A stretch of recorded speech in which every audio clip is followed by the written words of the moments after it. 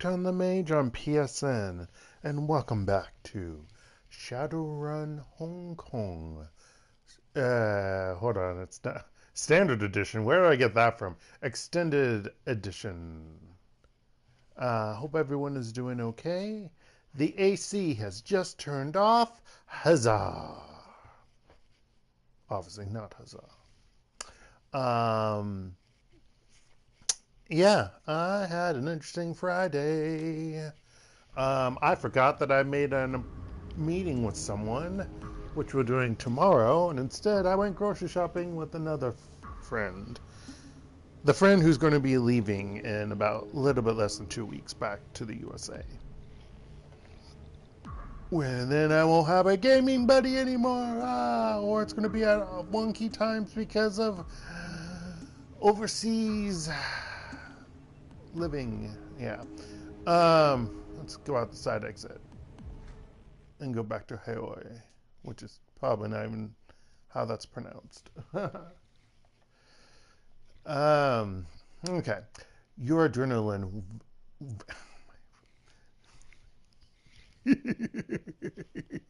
Yeah, I thought that said veins. And I'm like, no, that's not what that says. And then I was thinking, Vane, the floating city of magic from Lunar. It's like, no. And technically it's in Lunar 2, Eternal Blue, but we're not going to talk about that.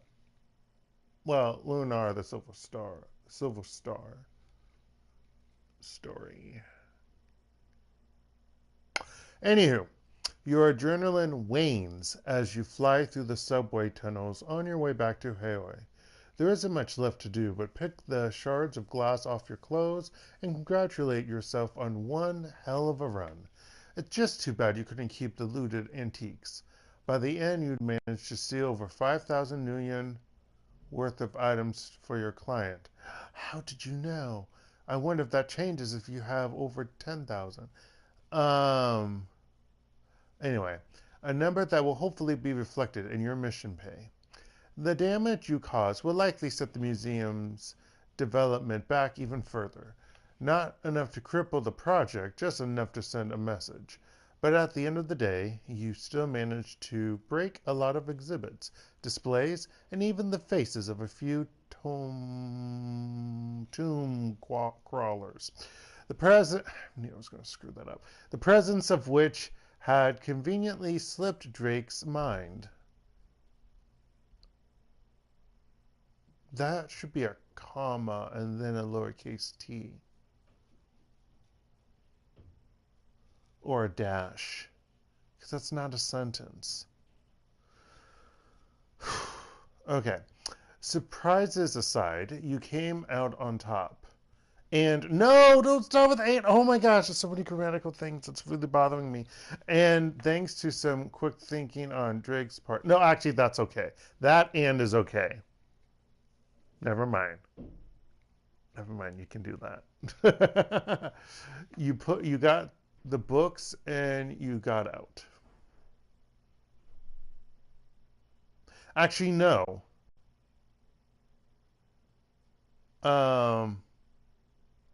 Actually, no, you can't. But you can also just say, thanks to some quick thinking on Drake's part. So, yeah, you can do both. Okay, I'm overanalyzing this way too much. Also, I'm ignoring the fact that The Matrix was a hot mess Wednesday night. And I overlooked that. And now since that crossed my mind, I'm depressed about having to deal with that shit again.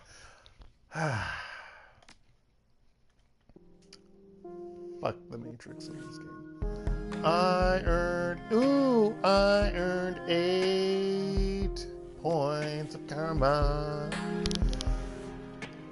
Let's spend that karma. Should I put it in body? I mean, I increase my HP? Yeah, I should, but I won't. How about my strength? I totally should, but I don't really give a damn. Let's see. Should put it in dodge.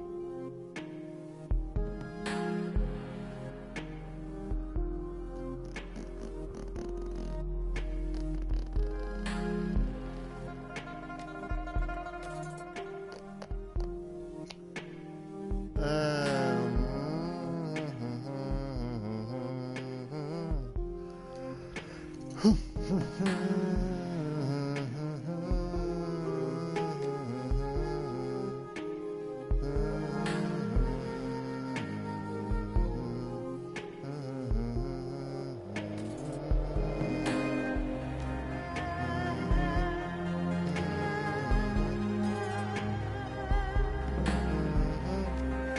we go. Not too loud on my end. It's because the AC is not on, so it sounds loud. Any news, buddy? The young troll bouncer manning the door. Oh shit, and I don't remember everyone's voices. The story of my life. Okay. The young troll bouncer manning the door is in the midst of patting down a hip. Jesus. While other shady-looking patrons walk idly past him into the club. Wow, I think you don't really pay attention, sir. He waves the shaken man inside, propelling him forward with a final pat on the back. Oh, gosh. People don't realize that you gotta check for internal weapons as well as external ones. That's not his voice. And you know how to do that?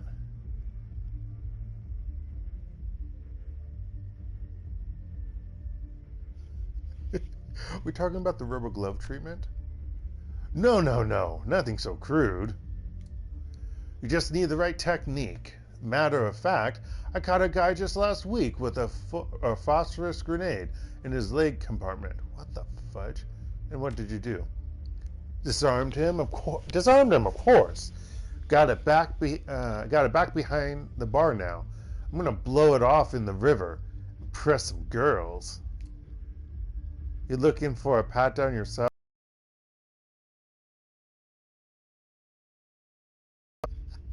You getting fresh with me? No, just information. Doubt I can help you much there, but I'll try. Why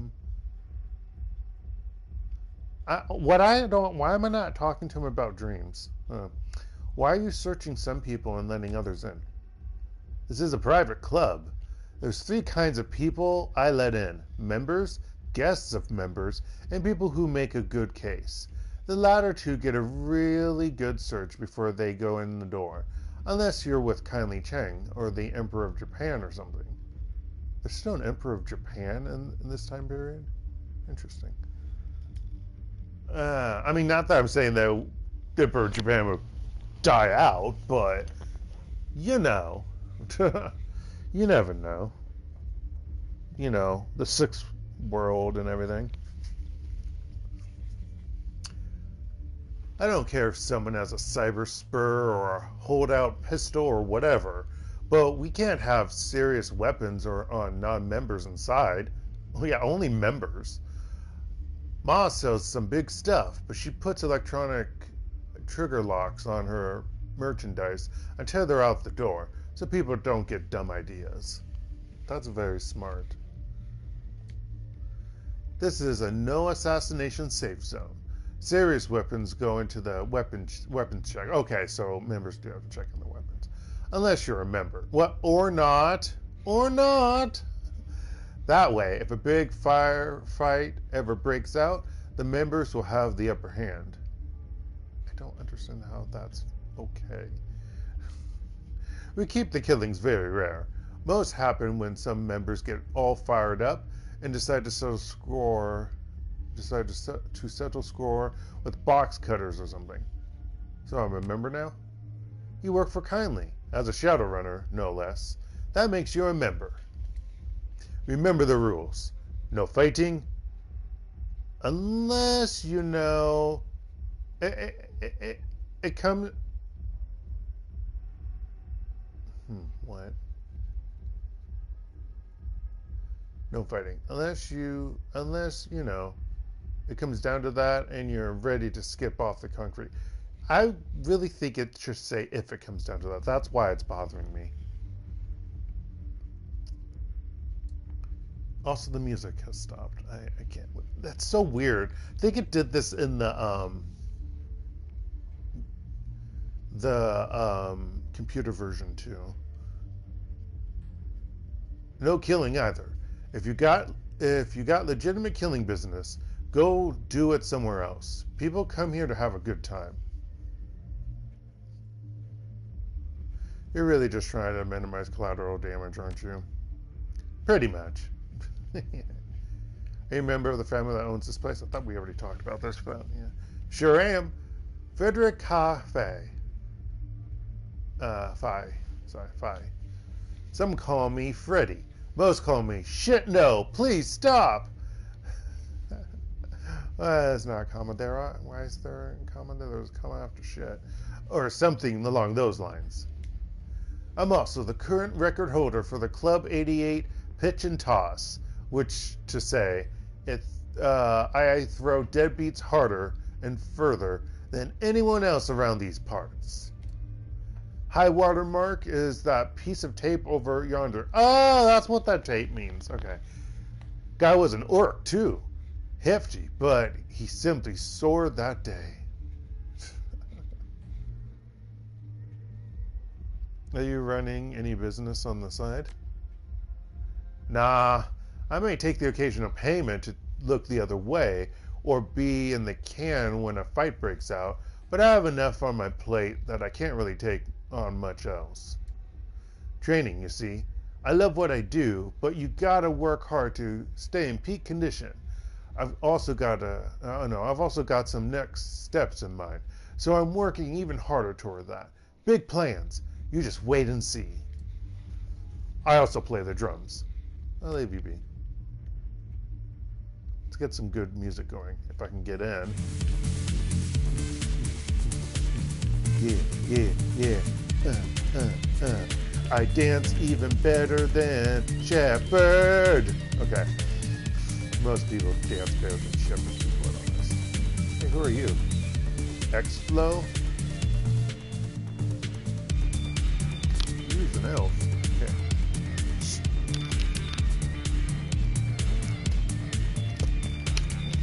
A wiry elfin woman leans over the bar, propped up on one elbow.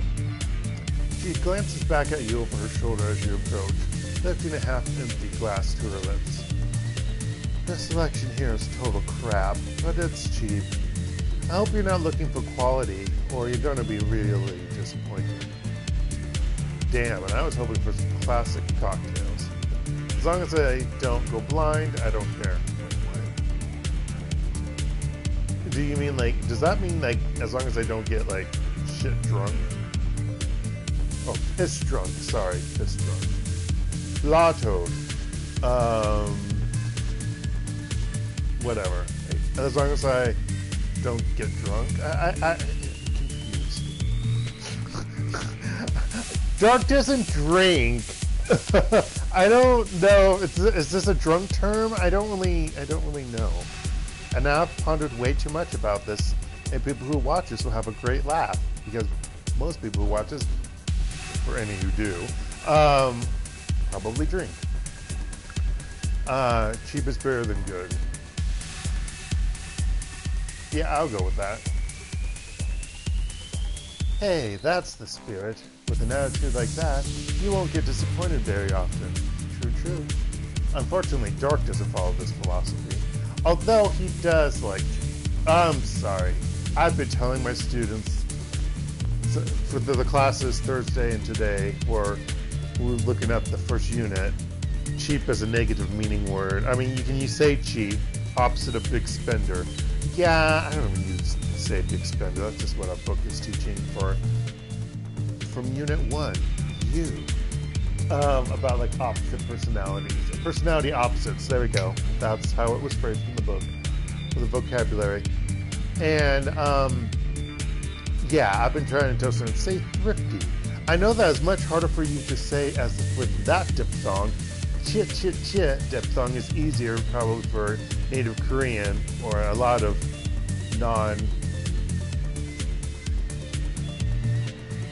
I don't want to say Asian gender, but a lot of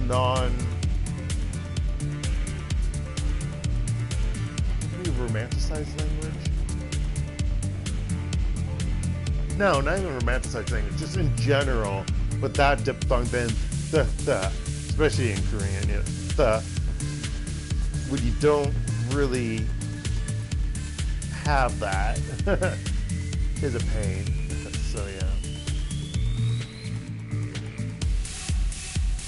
But anywho, she wraps a knuckle against her glass. I figure as long as it gets you drunk, it's good with me. Call me Flo. X-Flow. That is an L, right? Yes. By the way, X-Flow regards you calmly, her eyes calculating. After a few seconds, she nods. Maybe we can help each other. Nice to meet you. I'm Laura. I've got good eyes for people in the business, and believe me, you smell like Shadowrunners and Union. Plus, everybody here's been talking about Kylie's new hired help. I'm out here for work. You need any backup? I'm available. Oh yeah, I think that's what's interesting about this. They actually have more people, other than like in the last one. In Dragonfall, we had, I'm forgetting her name right now, who had barely any dialogue, by the way. I think like only 2 times it was different. Then she just bleh. This one, I forgot. They have more of like the extra Shadowrunners pop up and you can talk with them. And I totally forgot about that. Like they actually have, yeah. It's like they have some personality, which is pretty cool. I do like that. Kind of a physical adept magician. I throw spells and I can kill with a touch. I'm rarer than unicorns, my friend. Expo lifts her glass, draining the last of it. Cheers. Where are you from, anyway? All over, really. Born and raised. Oh shit! I don't have a Sydney accent. I don't have an Australian accent. All over, really. Born and raised in Sydney. But that's a horrible. That's horrible. That's horrible. But ever since I was 15, I've been traveling anywhere there's work. I'm gonna forget that she's from Sydney, so it doesn't matter. Because I'm gonna probably forget her voice. And for the best. Not a whole lot of opportunities for a street kid whose only skills relate to beating people up. I've lived in Paris, London, Vladivostok, Caracas, Caracas, just to the other A. Hell, I even spent a year in Johannesburg, but Azania is full of assholes. Oh yeah, does that change? That changed names, right? Yeah. I don't know. I only watched, like I said, I watched like a YouTube video about like certain, it was mainly North America. Well, actually it was about well, yes, there may have been a little bit about, well no, because technically Mexico is in North America. So yeah, so I watched things about like North America, of how the countries were split up for the 6th world, but that was about it. I don't know about other parts. Really. Sweet. I don't have too much lore of this TTRPG. Your Cantonese is pretty good. Oh yeah, okay, now. I don't have to do an Aussie accent because she's not speaking. Duh. Your Cantonese is pretty good. Oh, that's a hell of a lot moving around here. I don't hear an accent, unlike me, because I butcher it because I'm not good at it. I like how like everyone can speak Cantonese here, because you know, which is totally false because I know people in Hong Kong can speak English. I mean, it's mixture, obviously. But Expo taps the base of her neck with 2 fingers. Oh, that's because it's chipped. Yeah, I'm not gonna do the other. It's so bad. My only concession to cyberware: when you move around as much as I do, linguisofts pay for themselves pretty quickly. They're not perfect, but they get the job done.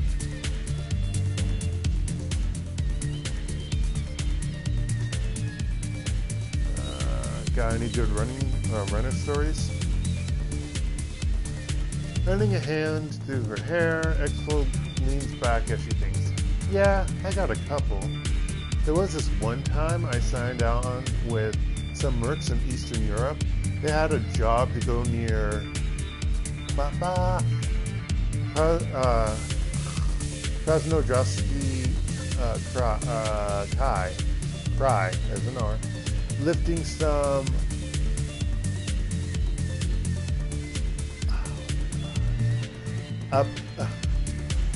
Abkhazian military software. I was thinking it's like Abkhazian, and I was like, no, that's split up consonants like that, or syllables like that. The plan was pretty simple. We'd halo jump. I don't know what Halo stands for. All that's coming to my mind is that stupid video game. And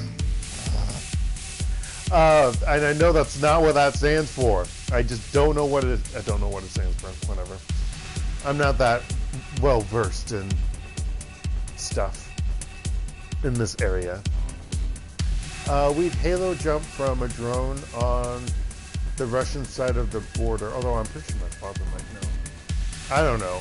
Would USA military know this?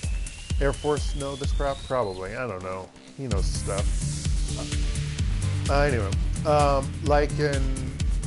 hiking toward the Abkhazian research facility and blast our way in.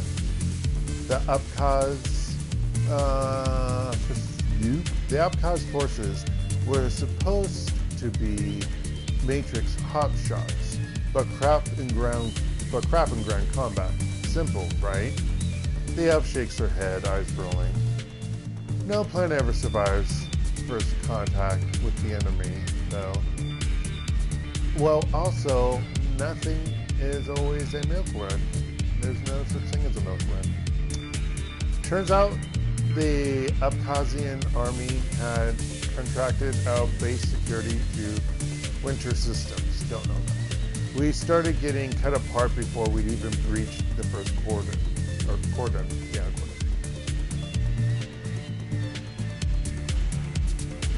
Sounds like a suicide mission.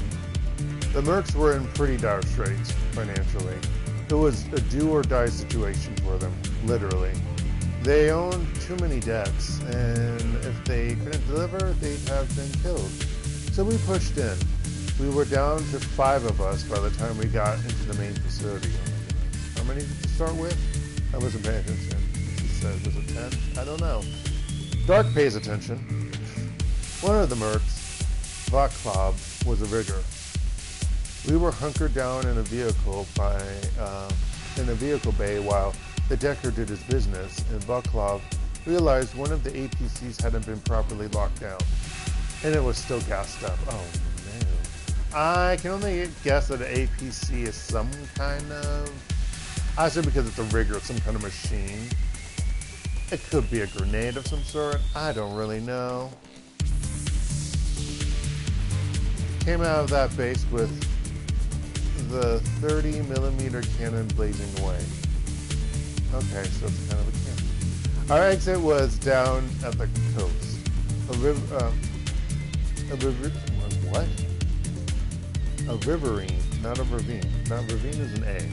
A riverine patrol boat the mercs had on standby. It was some nervous fighting, but we managed to get out. A bit full of holes, sure, but we survived. And that's what counts, eh? Or hey, sorry, not A, it's hey, not A. How'd you get into this life? Just tell me your life story. What about you? Okay.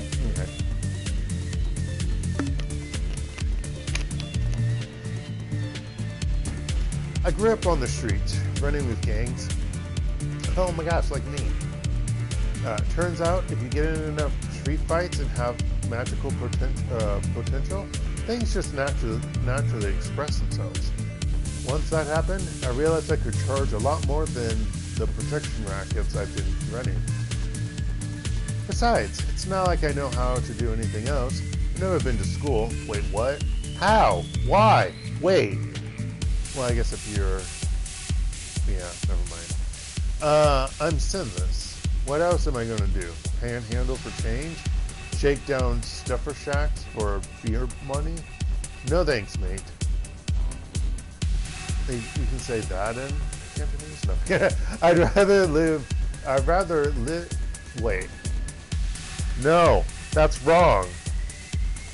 I'd rather life fast. I think that should be live. I'd rather live fast, hit hard, and burn out. See you later, X4.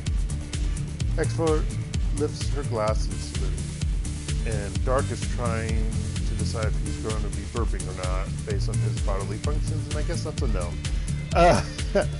See you. You know how to find me if you need me.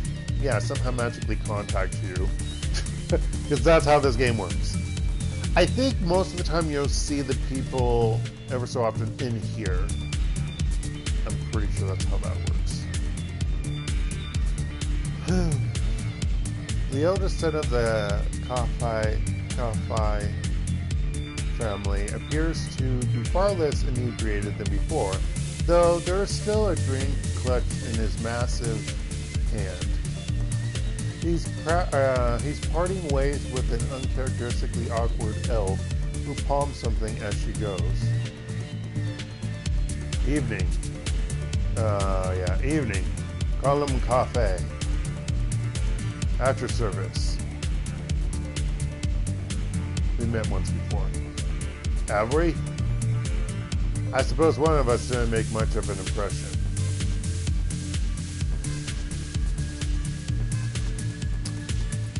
Listen here, you drunk bastard. Impression of a storm drain. Oh, fuck you. Looking to score? I'd like to know a little more about you. Me? Why would you want to know about me? I'm nothing. I sling poison to the dregs of Heoi. It's not like I ever wanted anything more than this, right? I can see it on your face. You can probably see it over mine. What good would an education serve someone like me? Why would I ever consider making something of myself? To go places. Sure, I can fill out a suit like nobody's business, but people see a troll and Armani like they see an organ grinder's monkey. Nope, this is the place for me. This is where I belong.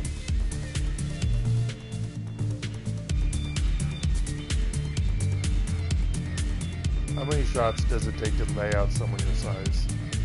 I'll let you know if it ever happens. That's fine. I'll leave you be.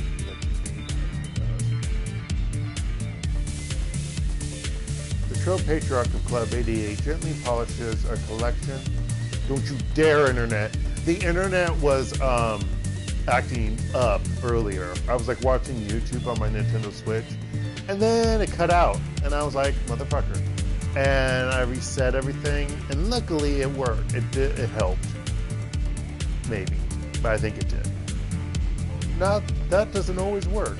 And then you have to wait. And I'm like, it was like 6. It was a little bit after 6. So I'm like, no. Darkest was streaming tonight. Talk to that yawn. Okay. Polishing a collection of old wooden filleting pins. Okay, again, is this like a alcohol, beverage, bar related term? Man, there's so many of this crap that I don't know. These are but a few of the nautical torches that struggle vainly to assert their theme against the club's otherwise glassy neopunk decor. Oh. Never mind. Oh yeah, because it's related to what he used to be. Oh, dark. Spoilers. But yeah, that's one. Never mind. Okay. I understand. Back again? Not just another ship passing in the night, eh?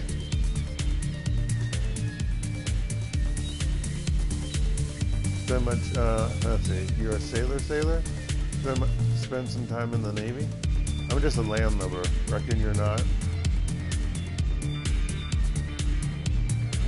Spend some time in the Navy? No, not military. Was a merchant marine, though, for many good years. Sounds like you missed it. Do I not strike you as the king of island nightlife? You look more like you want to bash the house speakers with those pins. You can take the man out of the ocean, but not the ocean out of the man. At best, you're a dupe, but I have yet to see you dance. You can take the man out of the ocean, not the ocean out of the man. Ain't that the truth? So how can I help you? Why the change of vocation? That's not my voice. Why does a man give up drinking or sell his trike?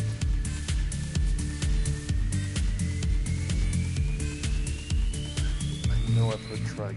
I know it's some kind of motorized vehicle. Man, Dark is really tired tonight, and he's going to be saying a lot of silly things and questioning things and whatnot. And there we go, folks. Or throughout his porn collection. Wait, a man does that? Oh, see, I am too tired and things are going to just babble out of my mouth. For a woman, of course. Now me one hell of a woman. Still do. This place was her dream. A business. A home. For us together. Hard to deny the worth in that, no matter how much I miss what I once had. I just realized he has like dreads on the back. That's insane. I don't think did I ever notice that he had hair on the back? I don't know. Probably. It's been how many years since I actually played this one and never finished it? No sir, no regrets. No regrets at all. That's bullshit and you know it. What was it like out on the high seas? Better when I was younger. Things were simpler then, if not terribly profitable. Got my start on fishing trawlers. That's a hard word to pronounce. Just barely scraping by. Good folk, though. Over the years, I made a name for myself, as one does. Got more regular work, on better craws. Eventually earned a spot on a tugboat. Spent the bulk of my years crewing. Sorry, my right ankle decided to act up when I was trying to relieve the pain on it by stretching it out. I love when my body decides to hurt. Fuck my body. That's rhetorical because I know no one would want. Never mind. Actually, I would be the one doing it. Anyway, let's see. Spent the bulk of my years crewing ocean-going tugs for whooshing. Also, should that not be hyphenated ocean-going? I'm going to question this, and it feels like it should be hyphenated. I mean, some words can be both, but hyphening looks sexier. The big ships, the tankers, the bulkers, the container ships, the seabed miners are all run by technical crews and computers now. On the smaller merchant boats, there's still a little seafaring left, but not much. But on the tugs, the supply boats, the salvage craft, that's where there's still a place for old-time sailors. It matters if you can wrap a cable on the winch in 30-foot seas. Jury rig, ooh, look at that height. Jury rig, a diesel engine, and then keep a boat on course while just the wheel and the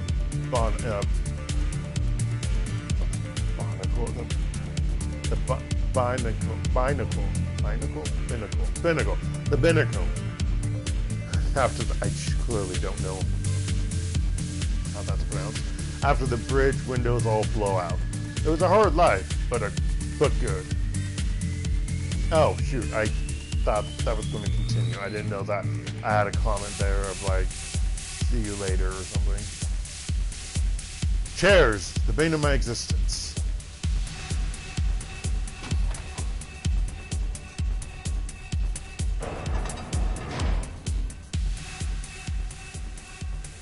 It doesn't take a Shadowrunner's eye to tell who runs Club 88. Even the roughest of patrons show deference to the troll woman in the back. It also helps that she tends a veritable arsenal of high-grade firearms. Back again, I see. That's not my voice from last time, but I don't give a damn. Back again, I see. Didn't catch your name before. Lore, who are you? Didn't catch yours either. I'm Lore. To my friends, I'm Lore. Would you like to be my friend? So weird. Do this one.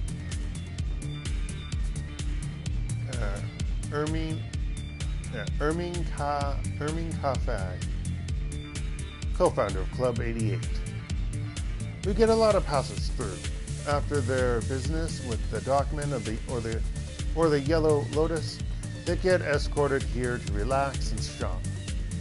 Then they leave. I'm happy to never know their names. But you're a different story, aren't you? What have you heard? Not much, yet. So what can I do for you? Tell me more about this place. Club 88? Oh, we bought it 10 years ago. Before that, my husband crewed ships for Wuxing. He'd be gone for weeks or sometimes months at a time, and I was sick of it. Raising 2 boys on my own? Troll boys? Ha! We needed something more stable, and I needed a husband at home. So we retired, and we put everything we had saved into this place. The 88 stands for good fortune, and the club has proven worthy of the name. If only some people appreciated that success, instead of whining about things that will never be. Would that be her husband, or would that be one of her sons? Not quite sure which one.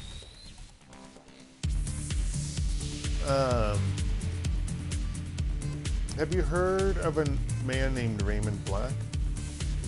I seem to recall a blurb on the news, but I didn't pay much attention. Not a name I know. And if it was a name worth knowing, I'd know it.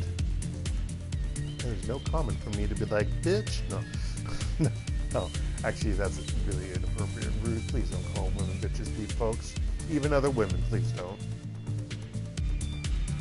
Okay. I'll leave you be. I don't want to buy anything. Mainly because I haven't gotten paid yet. I'm thinking I have no money, so that's...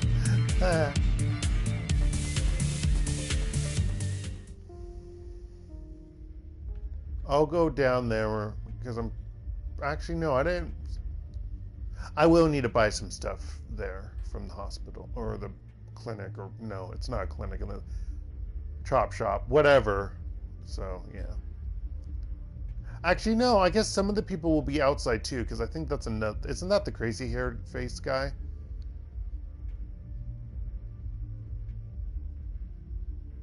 Pretty sure that was the guy with red hair, but no, maybe, no, that's someone else.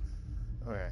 A disheveled man in filthy rags teeters on the sidewalk, wobbling on unsteady legs. His bloodshot eyes dart about desperately, and the acid-sweet odor that wafts off of him buzzes unpleasantly in your nostrils. You okay, man? You have to help me, man. His teeth... Break his grip, I can't do that. His teeth grind on as his grip tightens. Grip tightens, wow. His hand feels like a vice. I need your help. I don't have to do anything. Now step back or you're going to regret it. Say the magic word first. The man yanks you closer. Your eyes are watering from his pungent proximity. Still, you notice that his tattered clothing bears designer logos. Please, take handsomely a message for me.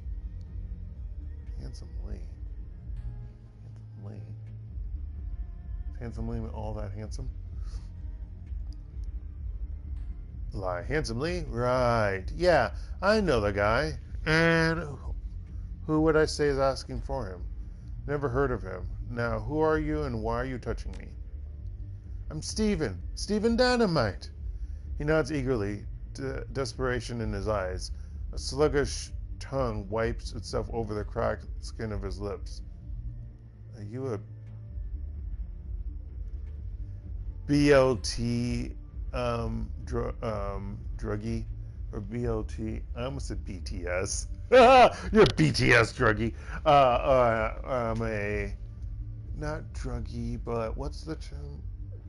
I guess you could say druggie, but that just, sorry, they're chips, they're not drugs. A addict, BLT, a BLT, BTL addict. I don't know how I wouldn't think BLT versus BTS, but you know, whatever. Actually, no, because that would be L and T backwards, but BT is the same, and then it's L, not S. Anyway, overthinking because Dark is tired. Actually, it's not always because I'm tired. Look, you've got to help. Oh, that was two. That was three. Look, you've got to help me. I've been poisoned. That crap Lee sold me put bad things in my head. Whenever I close my eyes, I see dark, narrow tunnels. So many hands grabbing, razor-sharp teeth gnawing, and the children.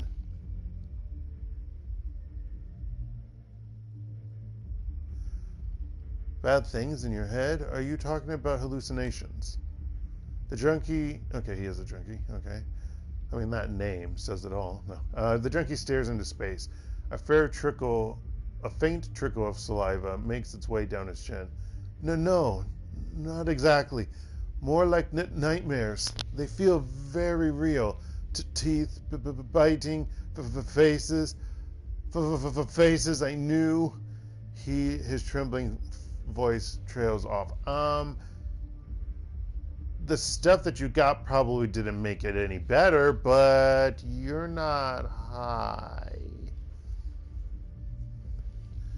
You know, the whole nightmare thing has been going around. It isn't just you. No, this isn't that. I'm telling you, I was poisoned. I know it. You'll help me, won't you? All right. I'll do what I can. Then tell Lee that tell Lee what he's done to me. That I need relief. To tell him that I want. His sentence trails off. What do you want? You've been a little vague about that, Steve. Need something in particular? I want my money back. His reedy voice wavers. Oh, that was totally not reedy. But he stops and says no more.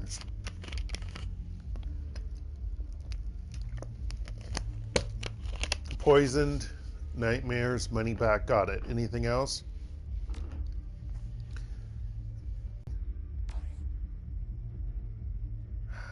I don't know who Handsome Lee is.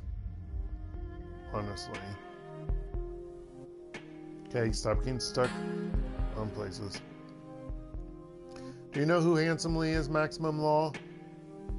Maximum Law surveys the docks from beneath his meticulously patched tarpaulin, which I always was like fascinated because I was like, wait a minute. I think this is where I realized it too. It's like, wait a minute, tarpaulin? Oh my gosh! Googled and belted with electronics, his arms sharply your way and breaks into an awkward smile. Hey, Lore. I was hoping you'd come around. You got a minute? What's up? Kylie had one paw burn your sin. Word is you're doing work for her, not normal Yellow Lotus stuff. Law shifts from foot to foot. He fidgets with the hardware on his belt. Shadowrunning. Maybe, maybe not. What about it? Yes, I'm now an unusual asset. I don't know what you're talking about. Man's got to eat. I'm doing whatever's necessary to feed that need. Let's do the second one. Wicked! I forgot how dorky this kid is. Pretty sure he's a kid. He's probably in his early 20s. Or worse, 16. No. I hope not. Law says it distinctly in a hushed tone. Oh, sorry. Wicked. Then seems to catch himself. He draws himself up to his full height. His usual demeanor of self-assurance returns. Okay. That's pretty ironclad, lore. That's not your name. Pretty vicious. If you do good, you'll be noticed. Listen, if you got info about runs, I can make it worth something. We Wampoians call that kind of thing metadata. So you mean any decker? Okay. Wampoa likes to get the word on the street from the active operators. Worth something?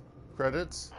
As Wampoa's service to their clientele include not prying?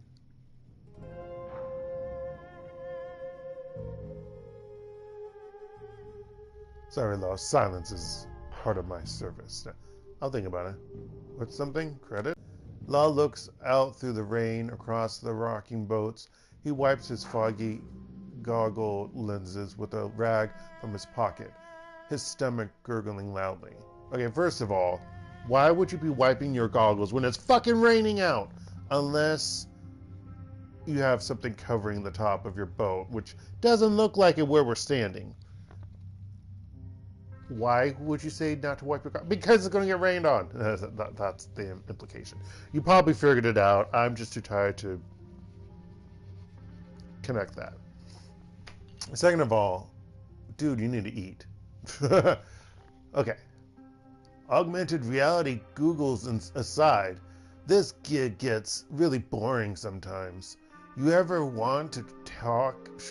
Wow, that was going someplace else. You ever want to talk shop? I'm here. Okay, see you later, Law. You gotta go? Okay. Watch your back and shoot straight and all. Wait, what? I'm a mage. I guess I'm shooting magic. Not really how I think of it. Law grins at you and dexterously flashes a hand sign that Shadowrunners give each other in holovid shows. Oh no! That's why he's acting like that. God damn it. Oh, you're a fucking fan. No. I got things to do too. God, fuck me. Oh no. So who the fuck is Handsome Lee?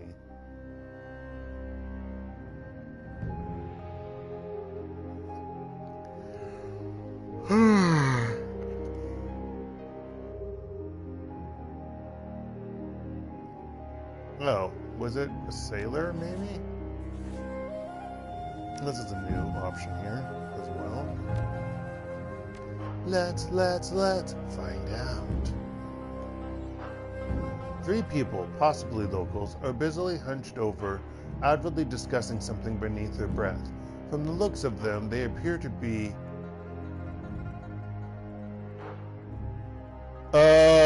excuse us? Random woman. That was really funny. From the looks of them, they appear to be sailors. Rough-hewn clothes, stained by salt, leathery skin, and an acute awareness of being on land.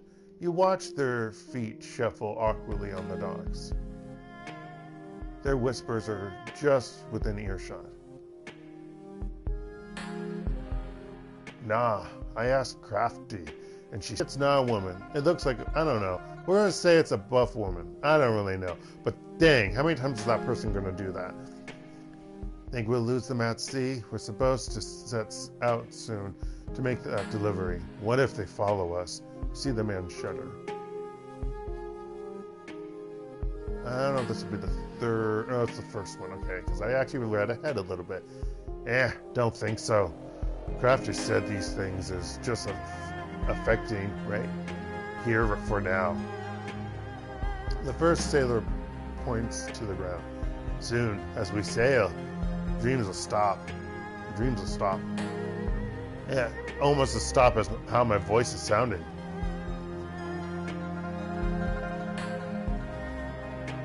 Hey, the third sailor sees you and taps her. Wow, you're the woman. God damn it. Hey. Okay, third time this idiot's walking like this. Okay. That's probably their normal walking pattern and they're in the way and I'll say I'm here. The third sailor sees you and taps her friends on the arms. They shoot upright. One examines his fingernails, another coughs loudly and begins to hum, and the last pretends she didn't see you. But when they sense your continued stare, the third speaks up. What are you looking at, Landy? There was a boat here with a merchant selling goods not too long ago. You leave? I overheard you talking about the dreams. I've had them too. You feel an uneasiness pass through the sailors. Seems anyone who's coming by these parts is having them. And soon as they leave, the dreams stop. Right eerie it is. And he leads on why they're happening. Fourth times.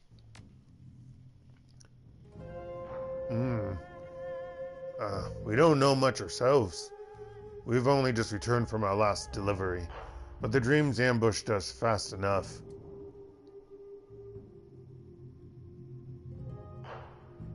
Hey, what about that crafty? Sailor turns to you. She runs the five phases. Yes, that's right, not senses. She runs the 5 phases. Smart girl. Might know a thing or two about this blight. You ask her, and she might have something more to say. Okay. There was a boat here with the merchant selling goods not too long ago. You leave? The 3 sailors' suspicions turn into smirks. One snickers to herself. Merchant, he says. That crook didn't so much as leave as he was chased off by Kindly. No sales permit. Not a big loss, though. The local shops, 5th time, have way better stuff than that small-time hustler. Yeah, but when, you couldn't buy anything from anywhere else because you're technically not part of this area yet, that's why he was there. And apparently he lied about his permit. Because I thought he said he did have one. Or am I thinking of a different person? I don't know. Maybe it was both. He didn't have one. Oh no, I'm thinking of a different person. He did say he didn't have one. I'm thinking of in the walled city.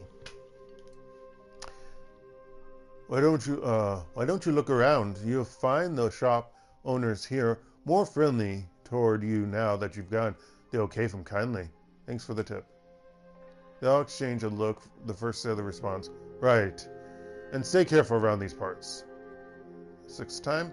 Didn't mean to interrupt. See you around.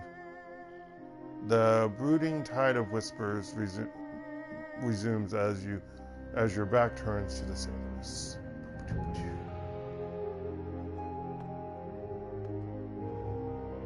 You're handsomely.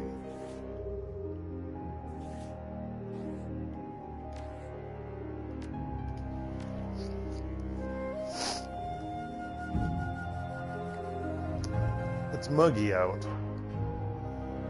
Even for Heoi in monsoon season.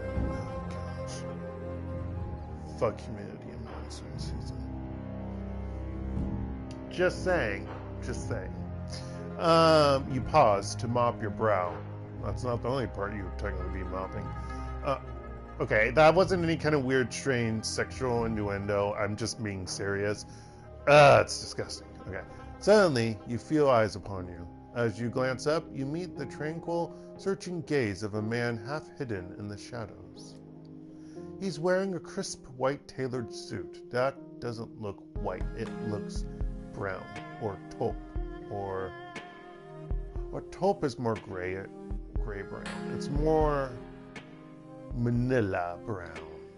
or chocolatey brown. Those are two different types of brown. I apologize.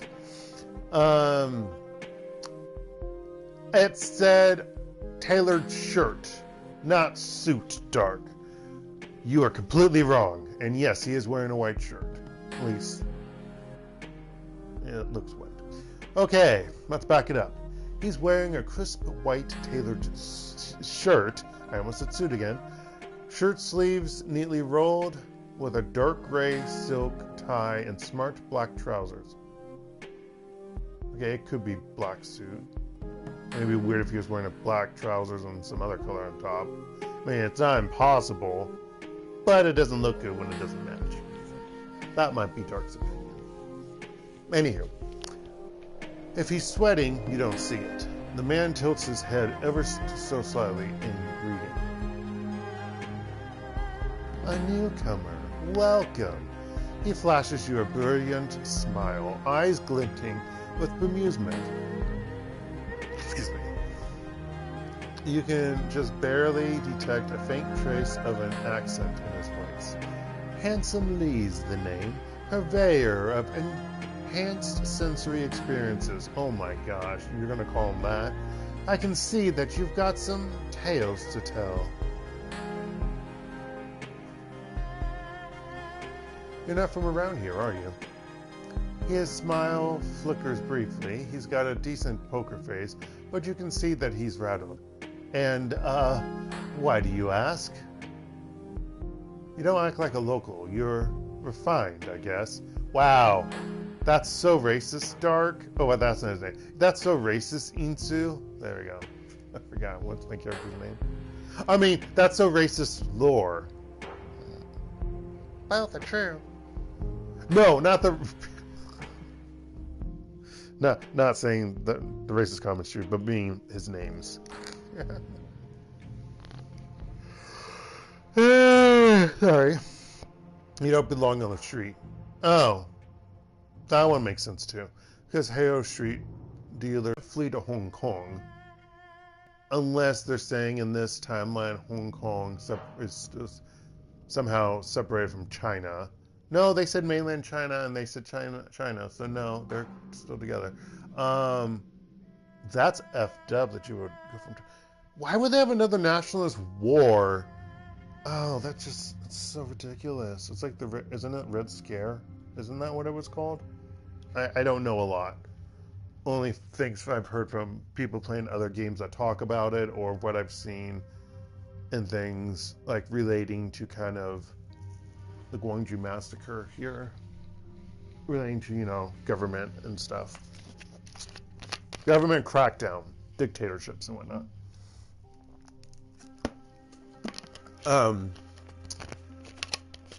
I hear you have a slight accent as well. Seattle? Seattleite. Look that up. Emphasis on the slight. The corner of his lip curls smugly. It's your move, apparently. Oh, jeez. Incline your head. Good guess, Redmond Barons. Put on your best fake accent. Niet Rushki. No. Handsome Lee suddenly fixes you with his gaze, sizing you up. His face is impassable. Nasty place. Nasty place. What's it to you anyway? It toughened me up. I've nothing to be ashamed of. I've nothing. Yeah. Where exactly did you grow up then? Taipei. But I'd rather not go into it at the moment. And I'm sure that you have more important things to do than listen to my life story. Let us discuss business, eh? I am a businessman after all. So how about it, friend? He opens his jacket, revealing a myriad of small, bulging pockets sewn into the interior lining. Can I show you my wares? I love how you're doing this right outside of Kindly Chang's parlor. Hopefully you have a permit. Show me what you've got.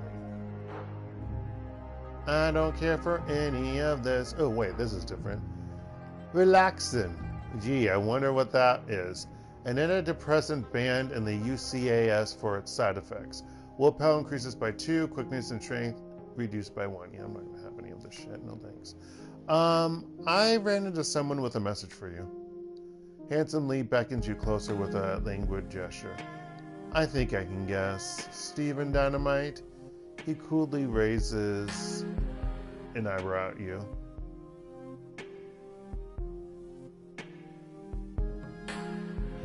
If you're so smart then, can you guess what his message is?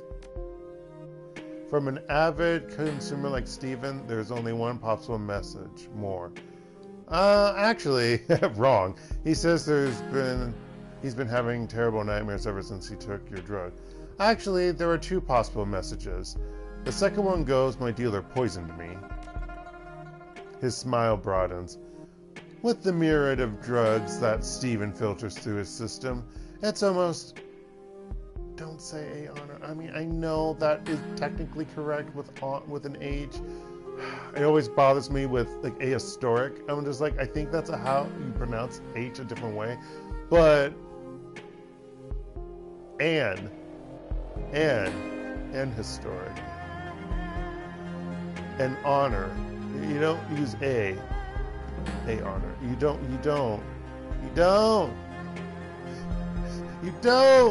Okay. It's almost an honor to be singled out this way. Although, yeah, grammatically, it's fine. I don't like it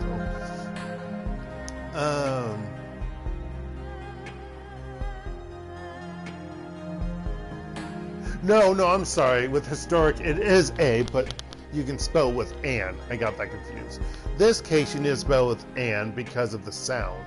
It's phonetic. It's not just by character. It's not by if it's a consonant or a vowel. It's also by sound. It's a phonetic thing. Anyway, that said, no. It's almost an honor to be singled out this way. That said, I seriously doubt that I poisoned him. Go ahead, though. Tell me what he wants.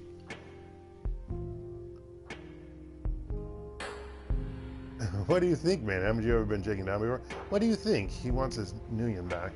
He straightens abruptly from his elegant slouch and juts his chin out. There was absolutely nothing wrong with my latest creation. I thought it was concoction. Same meaning, different word. It was painstakingly designed to elevate the senses and titillate the spirit. A smooth high that I have indulged in myself.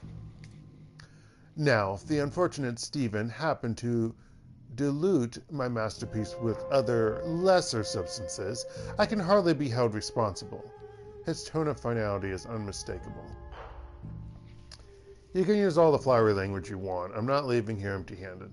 You don't get it. I don't care whether your drugs work or not. I just want Steve's money. He stares at you for a long moment, then reaches into his breast pocket. With a deft motion, he pulls out a small packet and presents it to you. There is no money. Not anymore. I have expenses, just as I'm sure that you do. But here, give this to Stephen with my regards. What's in the package? That isn't what he asked for. He wants money, not more drugs. For me, you sure enough. What's in the package? A freebie. It's what our dear Stephen Dynamite really wants, whether he'll admit it or not. Jesus. Don't keep a druggie hooked. It's the one that sounds so desperate, too. It's really... No, I know. It's how junkies are. That's also a stereotype in a way, but, you know, it's the action. I'm digging myself a hole even further in. Okay, anywho. Deliver it with my compliments.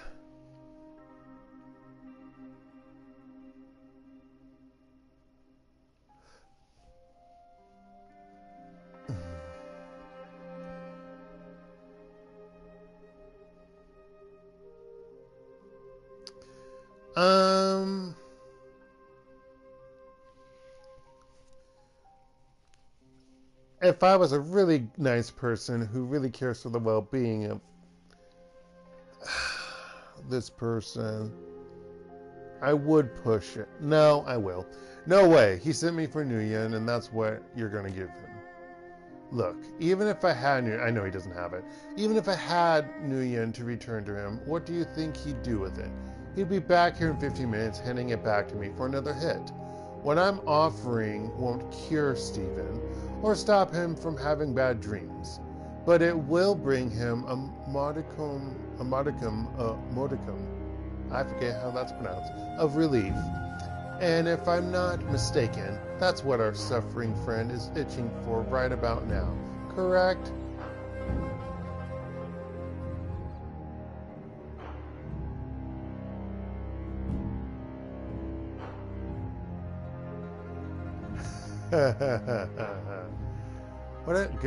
What good is this temporary fix anyway? Anyhow, why bother? Relief is the exact word that he used. I don't want to. Well, we're going to push the bottom one. Lee acknowledges you with a nod. It's a fair question.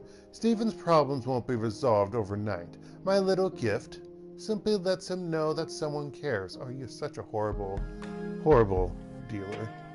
Or a very good dealer, depending upon who you're talking to. But his smile widens and he tilts his head toward you expectantly. That's very touching. A dealer in need is a friend indeed. Will you be my friend? The hell it does. It keeps him from getting clean.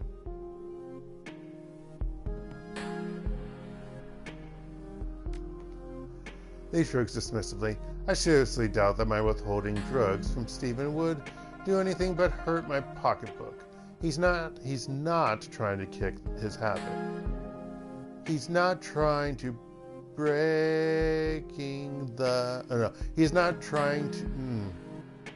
He is not breaking the habit. There we go. He'd just go to another dealer. So why shouldn't I foster my relationship with the poor man?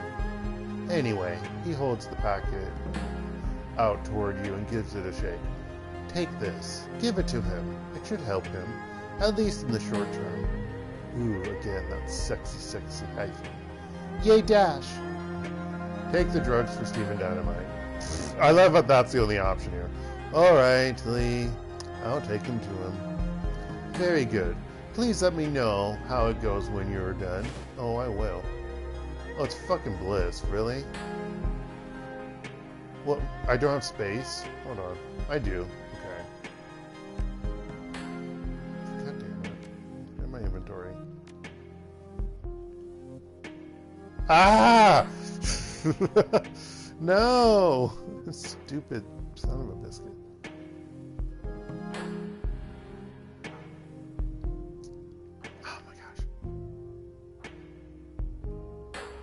So, Stephen, you want to get blissed? Stephen Dynamite lolls on the sidewalk while he jerks less as he moves. His skin has taken on a gray hue, and his chest heaves with each labored breath. Dear Lord, it looks like he's going to die. His sunken eyes swivel toward you. He wets his parched lips and addresses you. Hello, I'm relieved to see you. Thought you might not return. Can't just trust anyone. This is a bad place. You know what I should have done is gotten my paycheck. Fuck, I didn't save during this whole interaction because I could probably pay him then because I don't have enough money to like cover his costs if he wants money.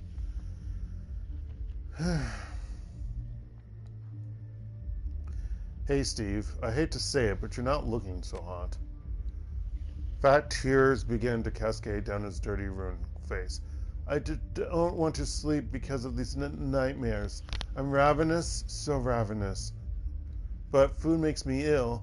I've got the shakes real bad, too. I just want this to end.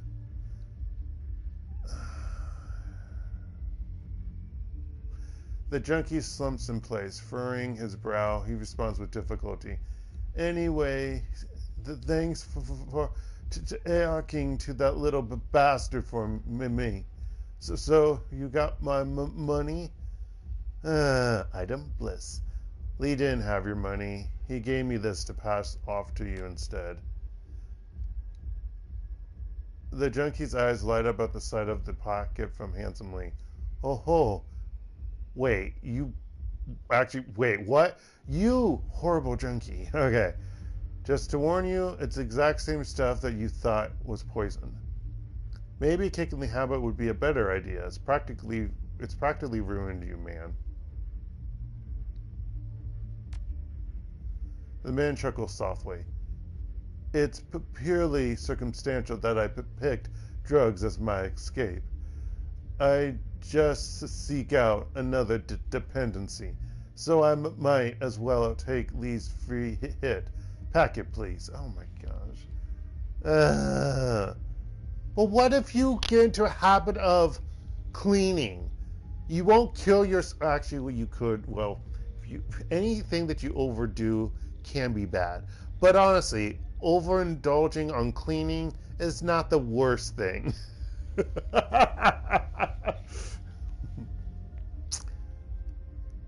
Makes sense against no, I'm not an idiot. Hey, you can do whatever you want. I'm not here to judge you. That's bull, but you need to want to quit for yourself.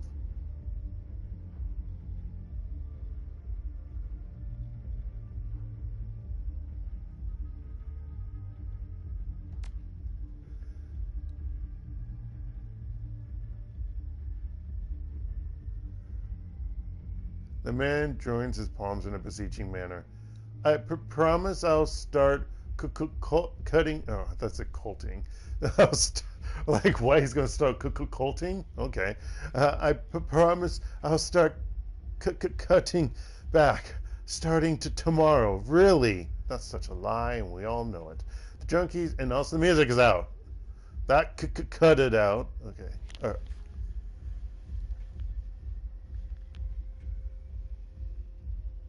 Actually, I don't think cut can be. I think cut is cut. Present and past. Yeah, it is. I didn't mean to say cutted. That's not a word. The junkie's trembling hand shoots out, his fingers curling and uncurling.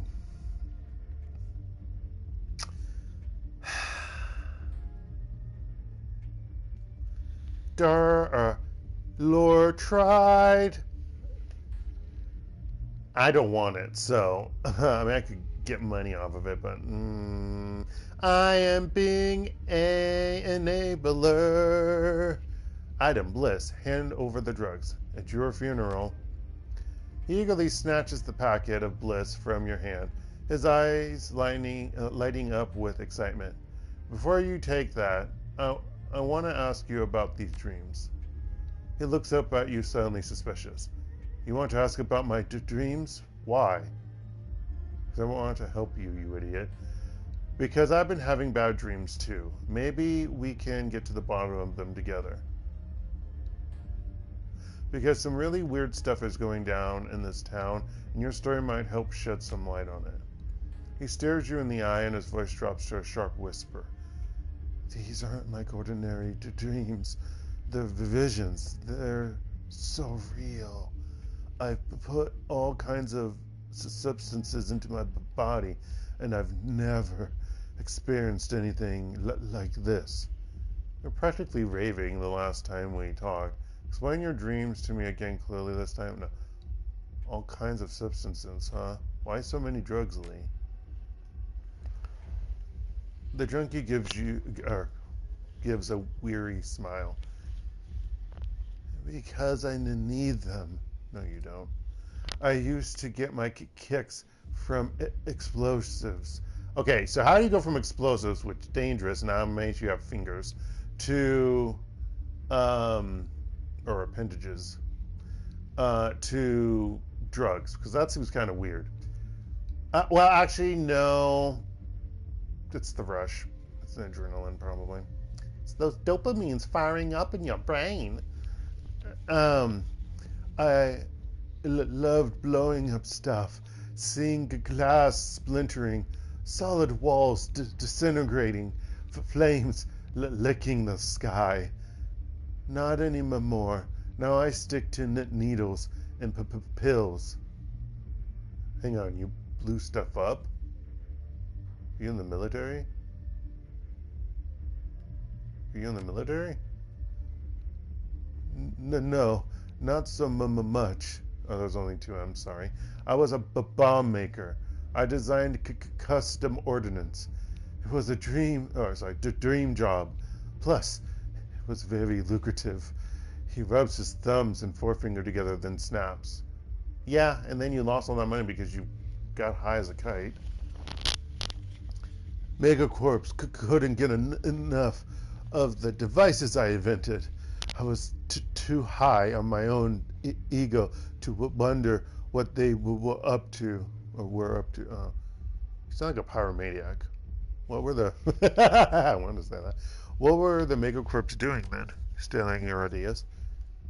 Oh, fueling wars. Okay, that could probably make you snap too. That always is the case. It's the freaking woman again. Go away. Ah. It might be a guy. It's probably a guy. Anyway, there were fueling wars. They often... Wait, wow, that's not even... trembling, stuttering. That one. They often managed to sell to both sides in conflicts all over the world. Casualties be damned. That's nothing new. War profiteering is as old as war itself. But it's probably the latter. So by selling to them, there's blood on your hands. The junkie's already sickly pallor turns ashen. It's not even as simple as that. At least the music's still playing in the background, though. This time around. The man balls his hands into fists in his lap.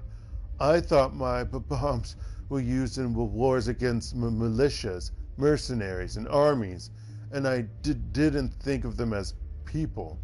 But the weapons I developed were used against civilian targets. Oh. I can kind of understand the difference between there, but yeah. You have to have trained assassins. That's what you do. You don't blow people up. You have trained assassins take out targets.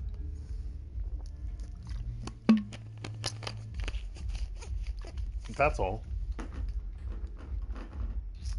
Nothing more to say on that. The man starts digging his rough fingernails into his palms so hard that tiny crescents of blood stain his palms. Jeez, dude. I'm from a name that you cannot pronounce. Seriously. I'm from Guishao. Sichuan has taken over much of the province, but pockets of resistance remain. There are big political struggles, actions removed from the lives of ordinary people. You have the village where I grew up in Guizhou yet the village where I grew up in Guizhou was annihilated. There were tobacco farmers, or these were tobacco farmers, winemakers, peasants, not military. Tears leaked from the man's eyes, tracing narrow lines down his filthy cheeks. I recognized the distinctive patterns, the traces that were left behind. These were my bombs, used to shatter the landscape of my childhood. Why would Sichuan bother to bomb a village?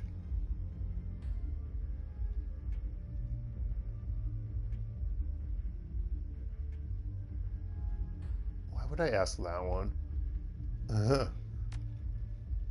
To break the spirit of the people. It broke mine. Okay, I get it. I guess I'm going to ask it since it's here. The junkie's shoulders heave, and I mean, in a way, you might be asking as in like empathetically, obviously. Man, that character model, we've seen so much of this. That freaking elf. The junkie's shoulders heave and shake, and he passes a hand over his face. Now I just want to forget. The drugs help sometimes. I'm gonna make you remember. When your village was bombed, did you lose anyone that you knew? He meets your gaze with red-rimmed eyes. He throws his arms wide. I knew them all, from the frailest elders to the littlest children. But my own family died too. We weren't always close. But pyromaniac inventors don't fit in well in agricultural backwaters. That was 3 buds. But they were my only kin. All right, Steve, I get the picture. Now tell me about your dreams.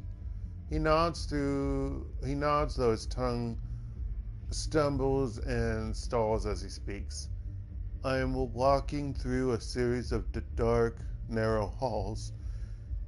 It stinks high heaven, and I run into more and more people as I move forward.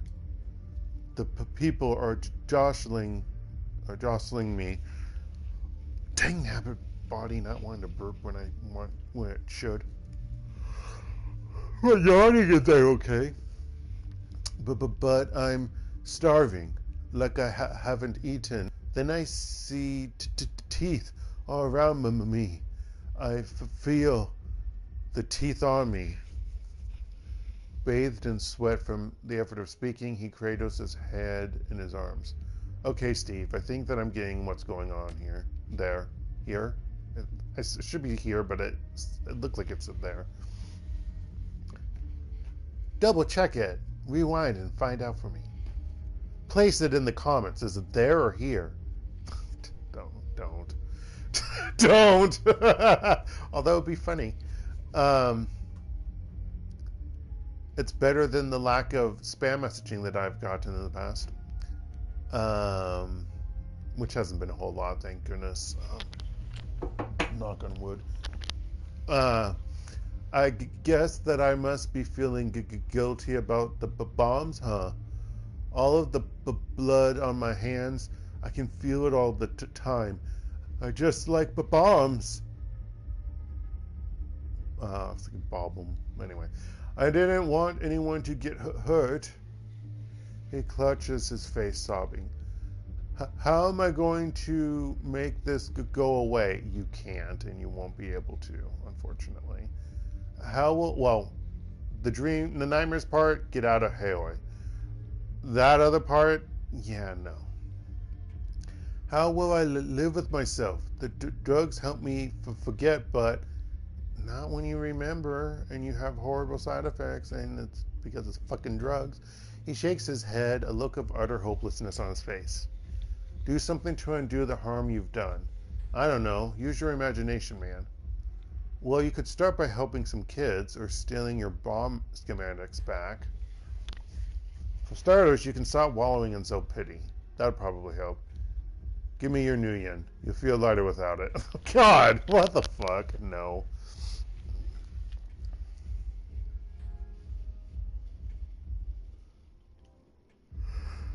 Oh, I did a second one. Helping kids, stealing the junkie sways mutely in place, gnawing on his chapped lower lip. I wouldn't know where to begin. Need time to think. You could show those megacorps that they can't use you. Plot your revenge. Okay, no, we're not doing that. Children are the future, man. Find it. God, I hate when absent and his cheeks glazed with tears. There are a couple of shelters where I used to crash when I was less down and out than I am now. There were lots of families I could help out. The man pauses, licking his lips, his mouth feeling for the right words. But in the end, I probably need to go home to Guizhou when I can bring myself to. I'll tell you what. I'll have to think about it. He nods eagerly. I'll think real hard.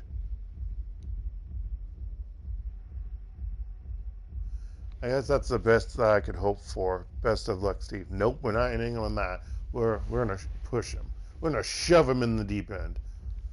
Into the deep end. Thinking about it isn't going to be enough. You need to do something. Yeah, I will. His face fills up with something you hadn't seen there before. Determination. I was gonna try to say some line from frickin' whatever that one frickin' game is. I'm forgetting the name of it because I never played it. I watched someone play it, or a couple of people maybe. No, one person. And I don't. How is a couple of people I saw some clips of, and I don't really care. It's the precursor to Elturune or whatever. I don't know. I'm forgetting the name and I don't really care. His face. No, I said that. I will. I promise. Good on you, and too bad I don't get any karma points for that. Boo. Also, I'm mad that the AI didn't turn back on. The AC didn't turn back on. Jesus. I should have my fan on. I need to turn my fan on. Sorry, just a moment, folks. Ow! Ow! My back! My back! My achy, breaky back!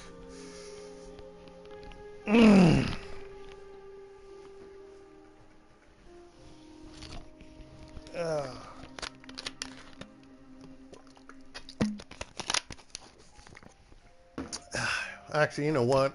I'm gonna get my money.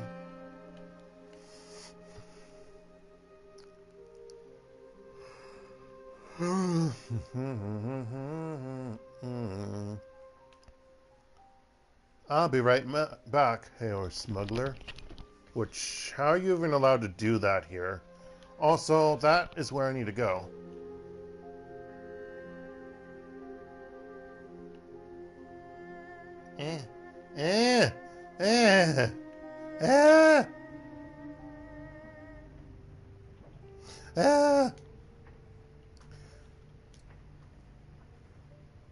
Four unread messages, my goodness. Open the job directory. Claim payment for the museum run. You submit the job as finished and await the response. A few moments later, a message pops onto the screen. Mr. Drake to Laura. Hooty-hoo. Well done. I've attached the payment you're owed.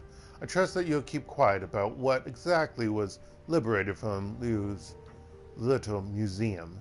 I'll come collect the books from Kindly Cheng shortly, Mr. Drake. Anything... No, hold on. Go back. Anything on the BBS? Shadowland BBS? Holy shisa.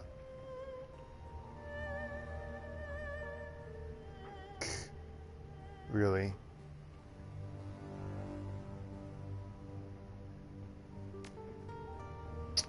Shooting in Victoria Harbor. Or shoot on Victoria Harbor. I know a lot of you are interested in that 50,000 nuyen that HKPF is promising in connection with the terrorist cell they're hunting. So I've been digging around for some better information. Think I've got some stuff of value. Sure you do. Turns out they had a handler here in Hong Kong by the name of Raymond Black. Handler, right? The HKPF tried to take him into custody the day before, but were forced to kill him in a shootout. Except it wasn't them, though. Looks like Black and the terrorists are members of the White Star group out of Henan. Isn't White Star all about restoring Imperial China? One of those terrorists they killed was obviously North American. Why would she be helping a pro-imperialist group? A pro-imperialist group?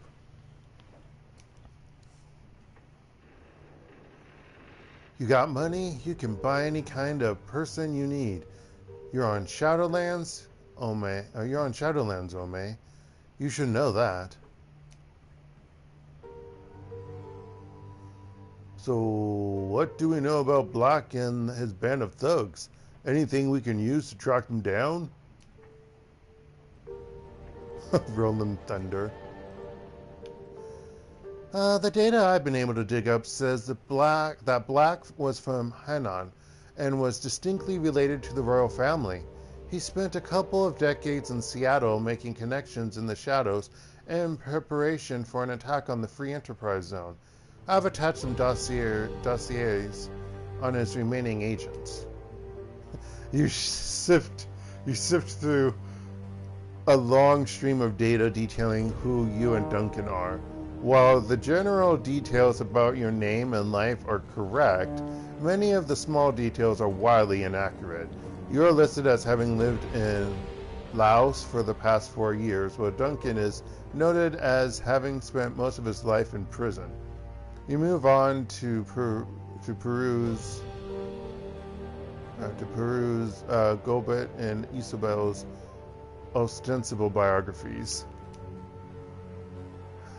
The dossier lists Gobet's real name as Yu Chun Gui, and her place of birth is Xi'an, Sanxi. According to the contents, she is 23 years old and serves with the Beihu Corporation military, Beihu Corporation military until conviction for insubordination to her dishonorable discharge. Well, you can't be certain Gobet doesn't speak Mandarin. The idea of her being in the military, any military, is downright laughable. I actually know where Xi'an is located because it is because that is, I believe, where my Chinese colleague is from, or where she grew up from. So yeah, well, not grew up. That is where she's from. Well, maybe she grew up there, but like where, at least where she last lived in China. Isabel, in turn, is listed as Fatima Abukar. Apparently, Isabel was educated at an early age in terrorism and piracy by the revolutionaries of the Malayan territories, and is wanted in connection with the bombing Poesy Bash. We know it's Poetry Bash. Let's see. Alright, folks. We're trying it again. This time under a super secret code name. There's no telling how long this will last. So let the bashing begin.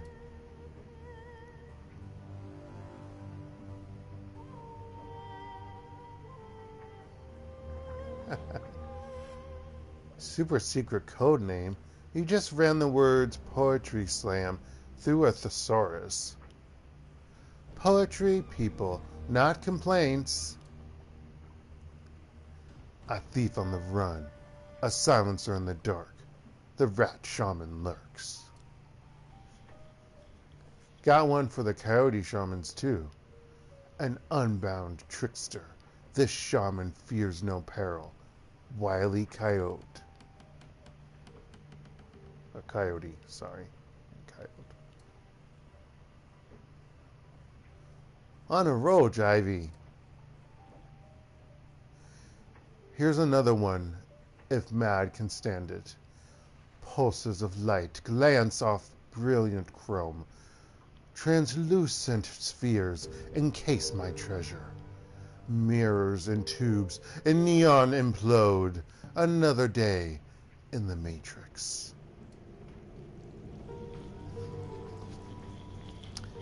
Hey, I can do traditional. I happen to prefer the haiku because less typing. Gossamer tresses. Infinity in your gaze. Not eyes. Very pointy ears. Extra points for using gossamer correctly in a sentence. I like elves. Let's see.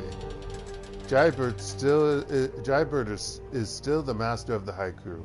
In fact,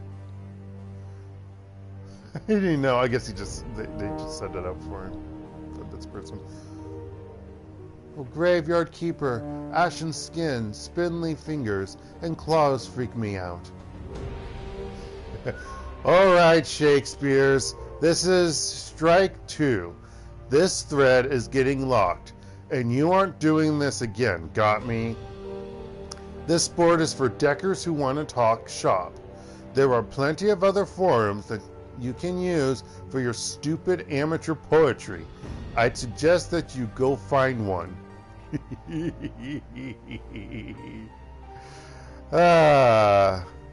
Top shelf sublet available immediately. Like the title says, good location, cheap rent, serious offers only, please.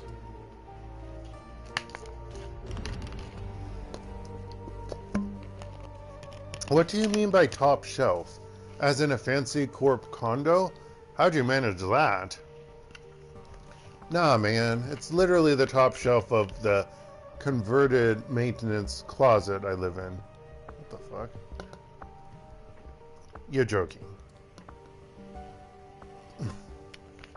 No joke. It's cheap and the location's good. Right next to, right near the Temple Street night market.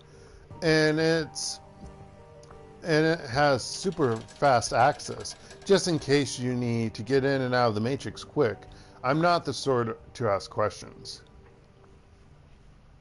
There's just about enough space to stretch out your legs lying down, and there's a ceiling hook for your gear. What do you say? Oh my gosh, are you fucking kidding me? If you're on the Matrix, where the fuck do you put your... Even a decking stuff, you need to have space. And most people will have a computer.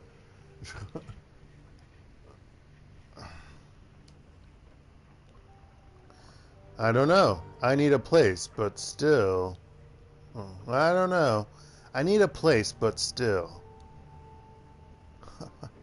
A shelf in a shared closet. Screw that. I've got a sweet pad to rent that you can have all to yourself. It's not Victoria Peak or anything, but it's a bargain. Where's it at? Kowloon Walled City. It's one of the new construction units on the outer edge. I'll throw in a second ceiling hook. Deal? Okay, message me, and we'll work out the nitty-gritty. Seriously? The walled city isn't that bad. My apartment is huge, and it even has windows. I'll beat Harbor Rent's rent. In fact, just tell me what you want to pay. Hello? It even has windows. Yeah, windows will probably get destroyed.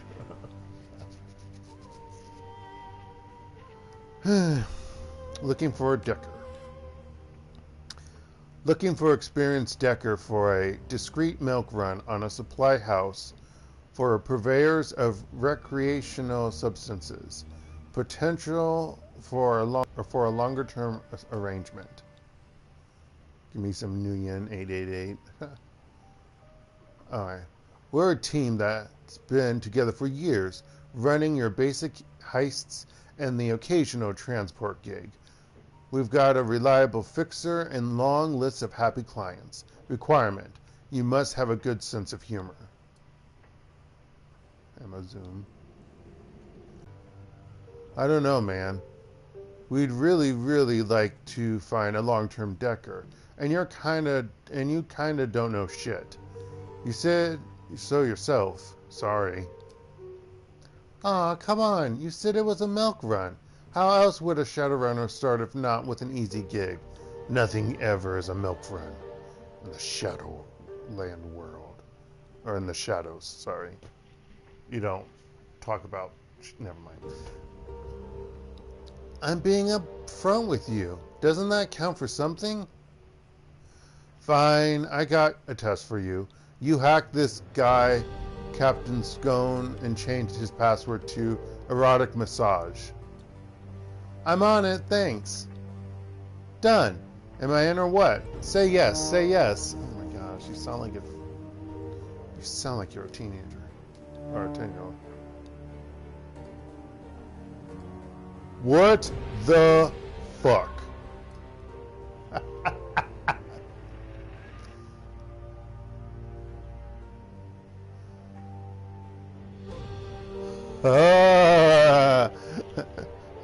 Amazon, may I introduce you to our rigger, Captain Scone? You'll make a fine addition to our team. Thank you. You won't regret this. You gotta stop getting people to hack me. Gimme, or you'll be looking for a new rigger next. Aw, you know that you love me. The fact that that whole interaction is on a forum is really ridiculous.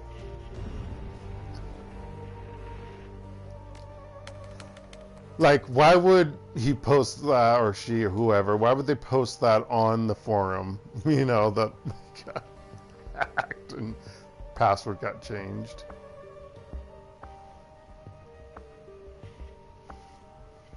Actually, no, I guess he saw it. They saw it. That's why. Yeah, because you wouldn't be changing. That wouldn't make sense. Let's see. I didn't get any pay data. All these messages. Oh my goodness. All these messages that Dark is going to be reading after a little break, where he gets some water and brushes teeth and other things. So see you in a few.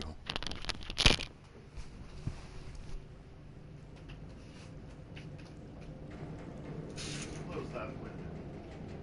Check.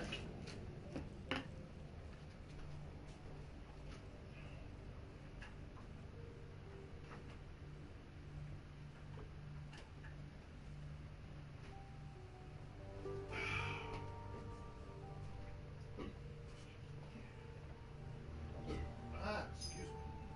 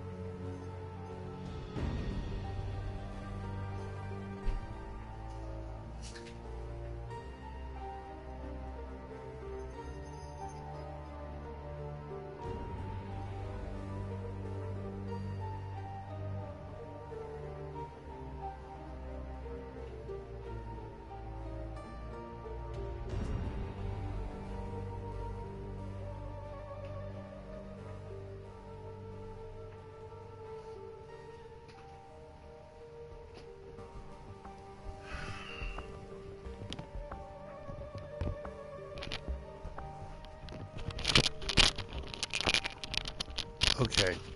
So I realized I didn't mention this at the start because it actually didn't happen. Um, I mentioned on Wednesday that Thursday was when I was going to go in to renew my visa. That's actually next Thursday. I literally forgot that it was next week, not this week. And so like I literally like made sure I got everything, and then I looked at my planner on my desk and I was like, wait, what? I wrote the 22nd. I also looked at my personal planner, and I also checked my phone from the confirmation text message that I got after I booked the reservation, and I was like, oh, it's the 22nd, not the 15th. Yeah. Dark made a boo-boo. And it was a happy boo-boo. I didn't want to. Although next week will be kind of busy because, okay, by busy I mean I have like three outside appointments. So I have counseling appointment on Tuesday. Gotta make sure I remember that we moved it to Tuesday for this week. I have to get yet another injection on Thursday for my arm. That will hopefully be after a relatively painless visa appointment at the immigration office. Either that or Friday is when I'm going to get my injection on my arm. Blech. One or the other. So it's either going to be, yeah. I don't like shots. I don't like shots. I don't like shots. This is why I could never be a druggie. Fuck needles. Just saying. I hate needles with a passion. I don't like feeling it. I don't like feeling whatever's being injected in me. I don't like that when the doctor sticks the needle in and then he has to use like a tapper or whatever to tap it further into your. No, I don't like any of it. And then when you actually can feel it, whatever the type of thing that's going into me, my arm literally feels weird numbness, and then it still feels kind of sore, but that's because it's not like steroids, whatever thing that normally feels, but it normally feels numb a little bit, even when it was the other stuff, which probably was steroids and not saline or whatever it is that he's saline or whatever the other type of thing it is, sugar or whatever, but like based stuff. But like, yeah, you can tell like after a little bit you can't really fully control your hand. It locks up a little bit and it's kind of numb and it just feels bleh, the whole arm. It sucks. Bleh. And I just feel sore. I hate my body. Anywho, vid about those dreams. Gobert's face winks onto the screen. Her rats are perched precariously on her head, and she holds a laser pointer clutched between her thumb and forefinger. Oh, hey Seattle. I hope that I didn't catch you at a bad time. She flicks the laser pointer and her rat's heads swivel to the right and to follow the motion. What did I just say? Oh, what did I just say? Why did I just say that? This is a recording. It doesn't matter if it's a bad time. Well, anyway, I was thinking about that talk that we had, you know, the dream talk about the nightmares and stuff. Another flick of the pointer, the rat's heads turn left and their noses twitch. Turn left, their nose is twitching. Just like cats, except they're not chasing after it. I've got a friend here in town. She runs the Parlor of Five Senses. Why do I want to say senses? Because of five senses. That's why. Parlor of Five Phases. It's sort of our local magic shop and talismonger. Name's Crafty. Flick, the rat's heads turn upward to stare at the ceiling. Anyway, she's smart. Really smart. her mom was sort of a local authority on all things magical, and the apple doesn't fall far from the tree.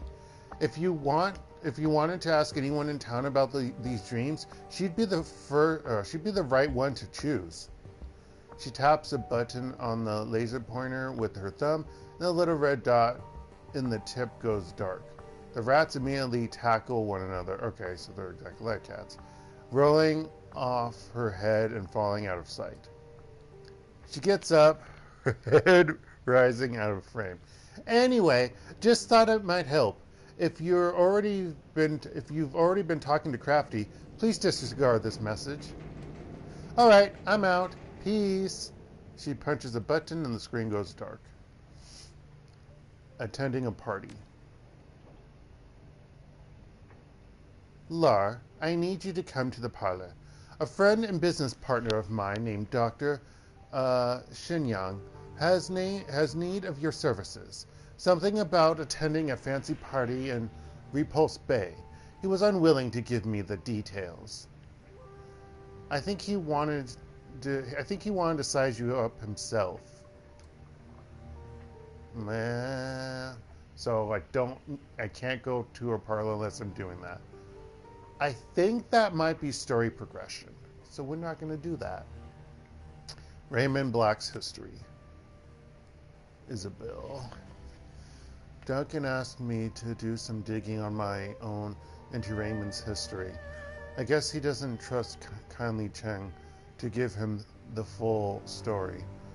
I can't say I blame him, since she'd hide things from us if it was in her best interest to do so. So I've been poking around various corners of the Matrix, trying to dig up what I can. Most sinners leave a data trail the size of an aircraft carrier in their wake. Working backward in time, Raymond starts out that way, but it slowly tapers away into nothingness. Sure, I can find some basic records in Seattle, power, utilities, a couple of public discussion sites he signed up for, but the further back I get, the less I find. And the craziest part is this. Prior to 2032, I can't find anything at all. And that shouldn't be possible. It's like Raymond didn't exist before then. I don't know. I'm going to keep digging, but it'll take me a while. I'll let you know when I get some news worth sharing. Isabel. Yeah. What did our foster father do prior to living in Seattle? In fact, what was his is this his real name? One could guess or ask about that. Opportunity. Preface bypass. Yo, come see me if you have a chance. I have a trade opportunity. Maximum law. Maximum one port integrated hub. Meet Law's Technology Palace. I love it. Neat. Done is what happens when I rain the fire.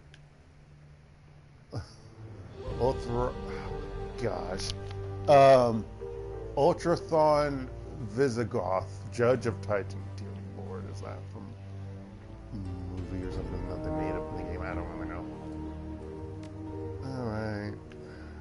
Pick a job. And I'm going to continue reading, but we're going to view all pending jobs.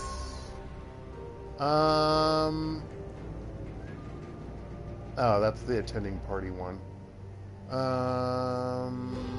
Let's do the Syria. Wow. I don't know if I have enough. Okay, hold on. First of all,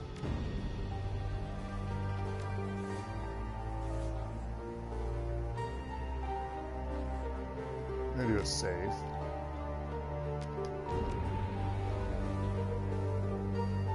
Then we will accept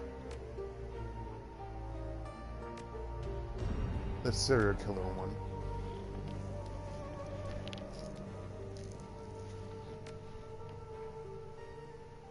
Good. I'll tell the elders you're coming. They don't like outsiders, and they might shoot at you if I don't warn them that you'll be arriving. Lovely. What's this one? Was this the one that we got? Yeah. Okay. That's just pending. What was this one again? This is the one that we rearrange. Okay.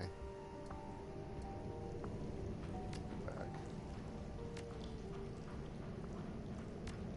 I want to do these two first. Hopefully I can do this without having to go to the parlor.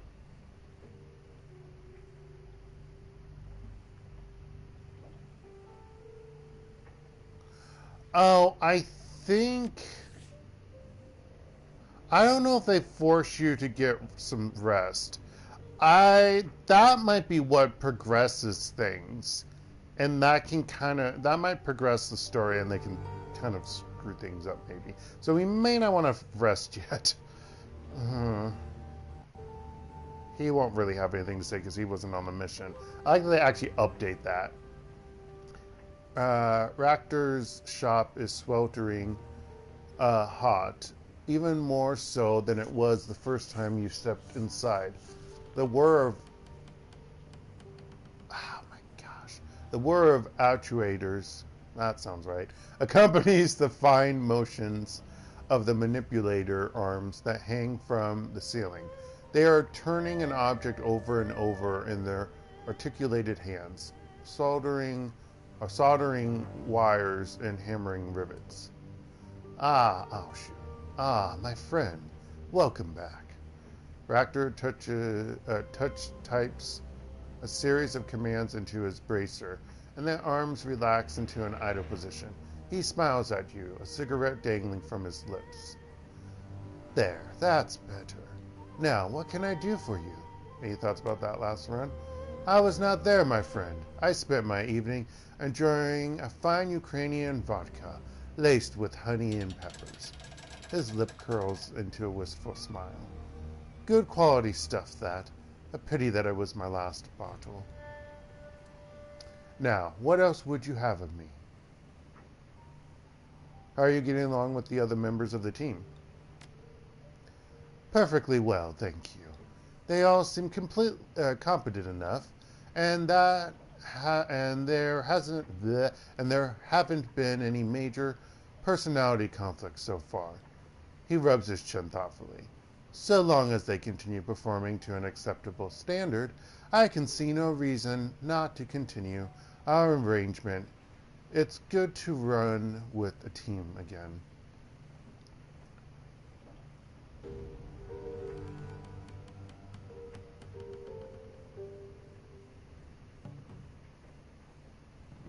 Sure, alright, but what do you think of them personally? They are fine, I suppose. All fine. Golbet is quite charming. Isabel keeps to herself, and Duncan is doing his best in a bad situation. There is a momentary pause. He shrugs. And that, I'm afraid, is all that I have to say. Apologies if you are looking for more.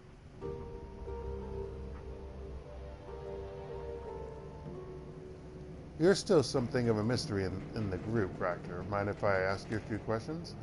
No, I don't mind. Not at all. He takes a drag on his cigarette and slowly releases the smoke. I can't promise that my answers will satisfy your curiosity, of course, but you may certainly ask. What was it like growing up in the Russian Republic? Tumultuous, as you might expect.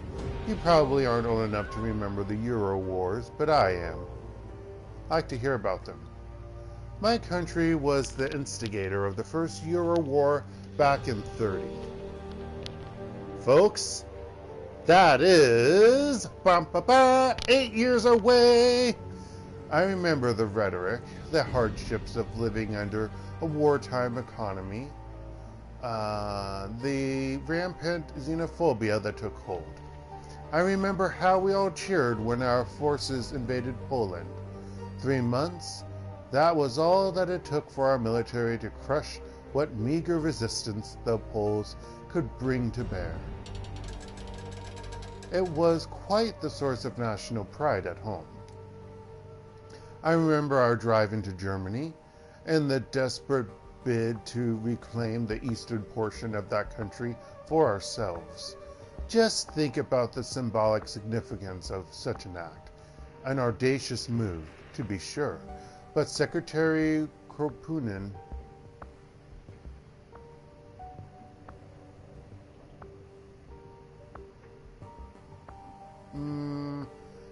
kind of close-ish, but not really to Putin. I was wondering if they were throwing something like that, but nah, okay. But Secretary Kropunen was determined to make history. Yeah, in the same way that Stalin was. Audacious move. You're talking about the overthrow of a sovereign nation, not a maneuver in a chess game.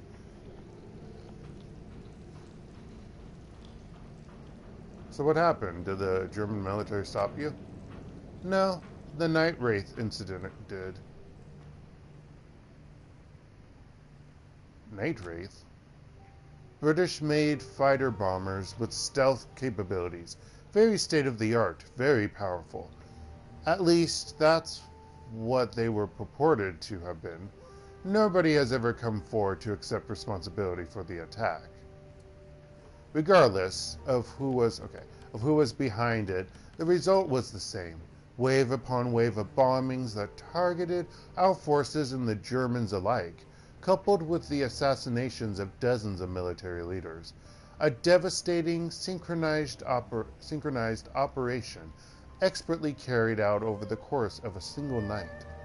At home, viral attacks shut down our power grids. Hundreds of thousands of Russian homes found themselves without heat or electricity in the dead of winter. Koshi scuttles forward, allowing the rigger to rest his hand on the slopping metal of its chassis. Dang it! Why do we have to use... Okay, where's my phone? It's not charging. Trincamonio. I have to know how to pronounce this properly. I have to. It's really pissing me off that I don't know it offhand. Why the fuck is this on here? Anyway, CHASSIS.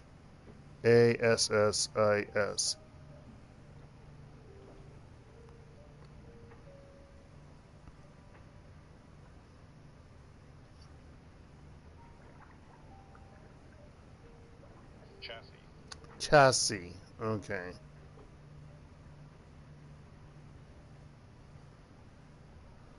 Body and motor of an automobile vehicle. Yeah, I know it's the...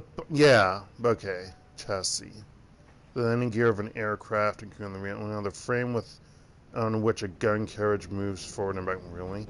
The framework to which the components of a radio, television, or other electronic devices are attached. Frame. French. Old French. From vulgar Latin. Wait, what? I didn't know that was a language term. Okay, so chassis. Okay, it's chassis. I have no idea about machinery, cars, any of that. And no, why would I? If I ever own a car at some point, my own car, I just want one that has working AC. In a pleasing color, in my opinion. That's all I want. I don't know shit. Anywho. Raptor on the slopping metal of its chassis. Let's see if I remember that. I hope I remember that. This word's gonna keep popping up. Raptor stares at his own deformed reflection in the metal of the drone's body, a sad smile on his face. I remember huddling under a mountain of cheap blankets that my mother had piled up on my bed. They did little to protect me from the cold, but they were something that I could hang on to, something tangible that I associated with warmth and comfort and home. There, as my body trembled and I watched my breath frost over, a horrible truth descended upon me. We had caused this. We were the villains of the First Euro War. For the first time, I came face to face with what Kropunen's folly had brought us. And there, under that ridiculous heap of rags, I came to realize what would surely come to pass. The world thought of us villains. And so they would treat us like villains. We would be pariahs on the international stage, crippled by retributive, I said that correctly the first time, sanctions. We would never live down the shame.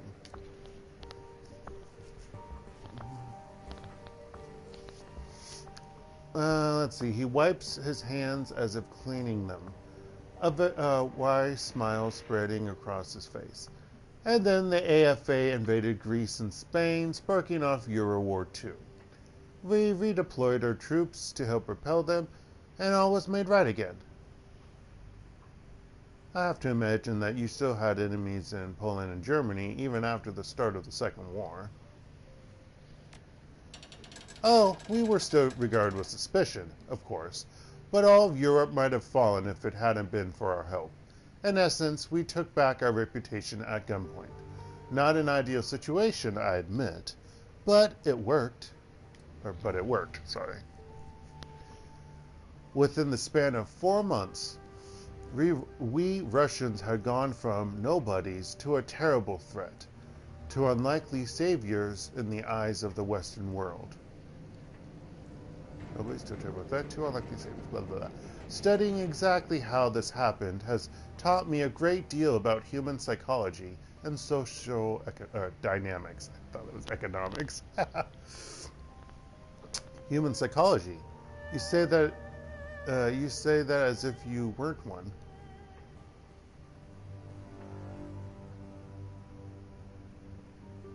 Well, at least it looks like at least you took something away from the experience. He's not, but we're gonna click on that. He laughs. Just a figure of speech, my friend. Nothing more. Now, shall we talk about something else? Surely there are more interesting and relevant things to discuss.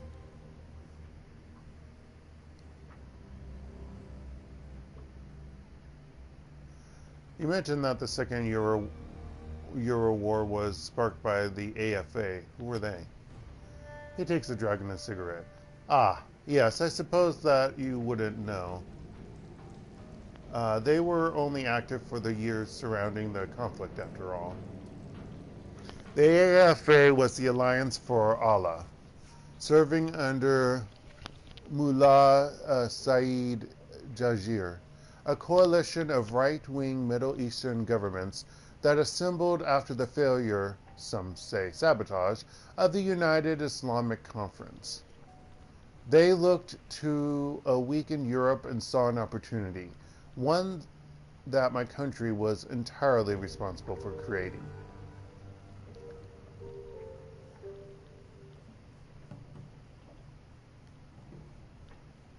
And so they launched a surprise attack?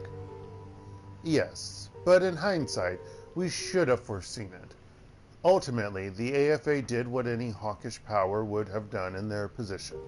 I cannot fault them for taking advantage of Europe's weakened state. Given their circumstances, they would have been foolish not to.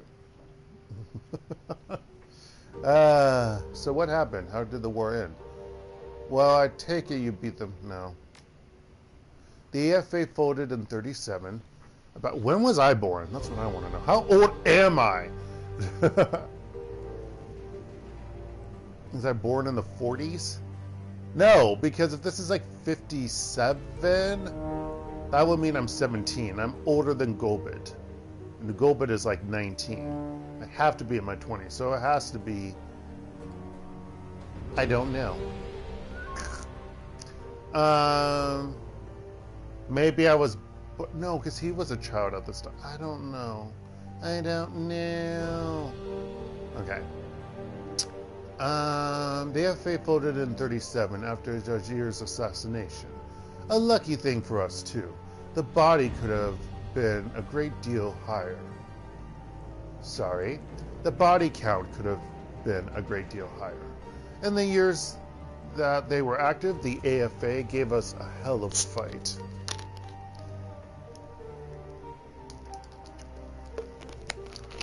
Did you immigrate directly from Russia to Hong Kong? No. Between my years in Nizhny Novgorod, Novgorod, and my time here in Heoi, I spent a year in the free city of Berlin. You were in Berlin! We have to have a tie-in to that game, as we have a tie-in to the first. Okay. That was when I got my feet wet as a Shadowrunner, you see.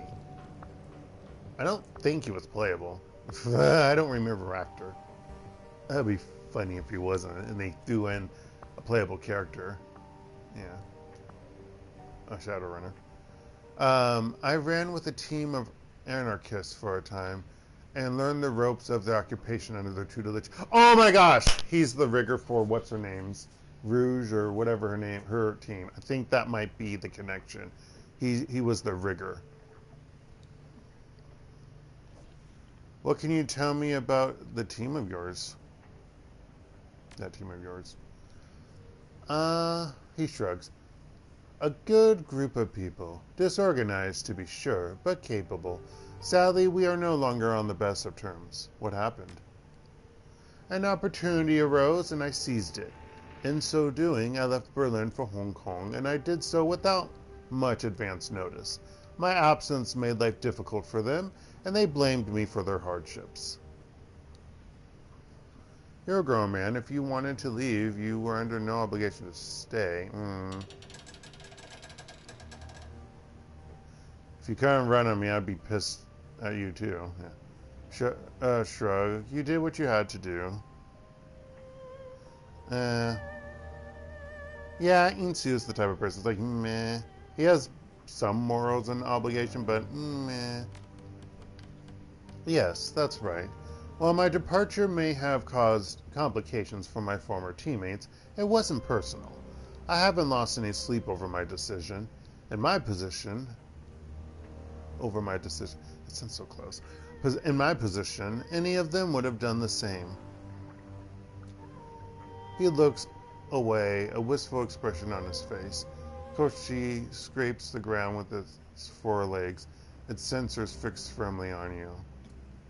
Ultimately, I would say that my time in Berlin was quite educational. Different from my earlier life in Russia, to be sure. As I said, the experience was invaluable. Ultimately, though, Heoi is probably better suited to my sensibilities. How so? Life in Hong Kong is more structured than it is in Berlin. Well, not anymore.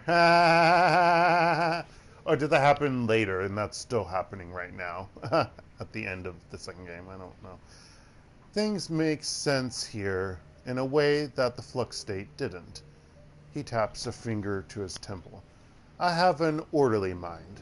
Everything is in its place, neatly labeled, and filed away. This approach is what allows me to make sense of the world. To say that the people I knew in Berlin thought differently would be an understatement. Why did you move from Russia to Berlin? He holds his tongue for a moment, considering. When we first met, I told you that I parted ways with Grishin Aviacorps under unfortunate circumstances. Yes? You mentioned it. These same circumstances led me to Berlin. I was wronged, and I would not find recourse in Russia. He sighs. I suppose that there's no sense in being vague. I'll tell you this story if you want to hear it. Please, lay it on me. You may remember the self-repair system I mentioned the first time we met. The module that would allow Koshi Crochet, what did I say? Or any sufficiently equipped drone to repair itself. I told you that my research had been lost. That was not strictly true. It was stolen by a pair of colleagues who I had long considered friends. They were researchers from my old lab. They turned against me, stole our work, in truth, my work, and defected. Why would they do that? Desperation and ambition. They had always been fixated on getting out of Russia. Grushin Aviacorp was a nationalized corporation, and they would never get rich as cogs in a government-controlled machine. In our project, they saw their key to breaking away and earning their fortunes, never mind the fact that I was opposed to this idea. Did you have any leads as to where they might have gone? Yes. The two had long spoken about moving to Berlin. Such was true of a great many academics in Russia. My homeland is a bureaucratic dictatorship, you see. There is little personal freedom, and there are many rules to be followed. As you might imagine, the stable anarchy of the flux state can be an alluring concept to those who live under totalitarian rule. Berlin is much romanticized back home. Let's see. Makes sense. If you've spent your life tied up in bureaucracy, you could do worse than moving someplace with no rules. So you assume that your former colleagues had run to Berlin. It was the only thing that had to go on. At best, I would find them. At worst, it would be a good place to rebuild my life. And of course, to establish the web of contacts that I'd need to track my betrayers down. There is a squeal of tortured metal as Koche drags its claws over the iron grating that covers the floor. Ractor glances down at the drone and it goes calm. He takes a deep breath and continues. Why? Is it connected to his personality or his stress? That's the only thing I can think of. It took me over a year to locate my former friends. It was a long, painstaking search, but I was nothing if not determined. I finally found evidence that they'd used my research as a bargaining chip to secure positions at Ares, and that they were in Hong Kong, and that they were here in Hong Kong. And so you came here to Heoi. He nods. I picked up and left the next day. My old team was upset, to be sure. Yeah, Lucky Strike, that's her name. Yep, he is the rigger, or was the rigger.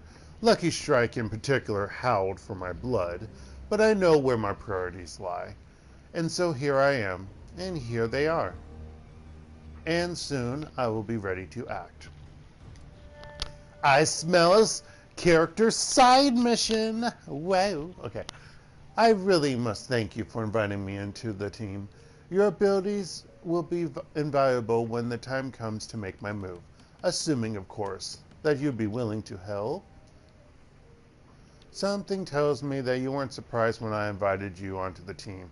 You were waiting for this, weren't you? Of course, when you're ready, just say the word. Thank you, my friend. But this is a discussion for another day. We aren't ready to hit an Ares facility yet, and there is more intelligence to gather before we make our move anyway. Plus, you need to, I don't know, get your magic ability up and your charisma up so you can talk like a... Actually, did I do security? I might have already done security. Like a posh person. What was it? A socialite. There we go. When the time comes, I will let you know. Will you tell me about the colleagues who stole your work? This stolen research means more to you than money, doesn't it?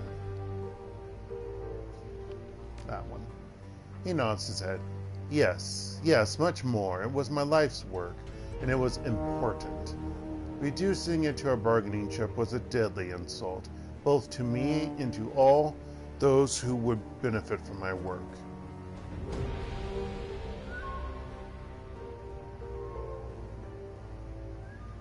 I don't think I've seen you get this intense about anything.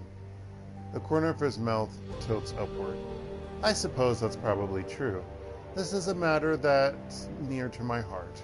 Indeed, it ties into the guiding philosophy of my life. I love having etiquette academic. Tell me, are you familiar with the concept of transhumanism? The transformation of humanity as a species by technological means. Oh, yeah, that's... Okay, I forget that's what...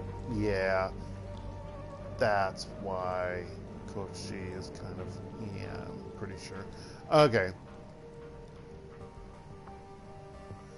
Etiquette academic. Huxley coined the term in the late 1950s, I believe. He nods. Yes, that's right. The seeds of... You know, for someone who was like shadowrunning when he was a teenager and in gangs, and he has a great great breadth of charisma and knowledge and things. It's quite interesting. I'm an avid reader. He nods. Yes, that's right. The seeds of the idea trace back even further to the 1920s and J.B.S. Haldane, but it was Huxley who popularized it. And now the transhumanist vision has progressed beyond philosophy. It is fact. Look around you. Cybernetics are a fact of everyday life. The synthesis of man and machine is the crowning achievement of meta-humanity as a people. I believe that we are all on our way to a truly post-human future, one in which the synthesis of man and machine is perfected to the point that the terms become interchangeable. Yeah, I want to be dead before that happens, please. In such a future, the capacity... I mean, I know that's what's happening with society in general, but...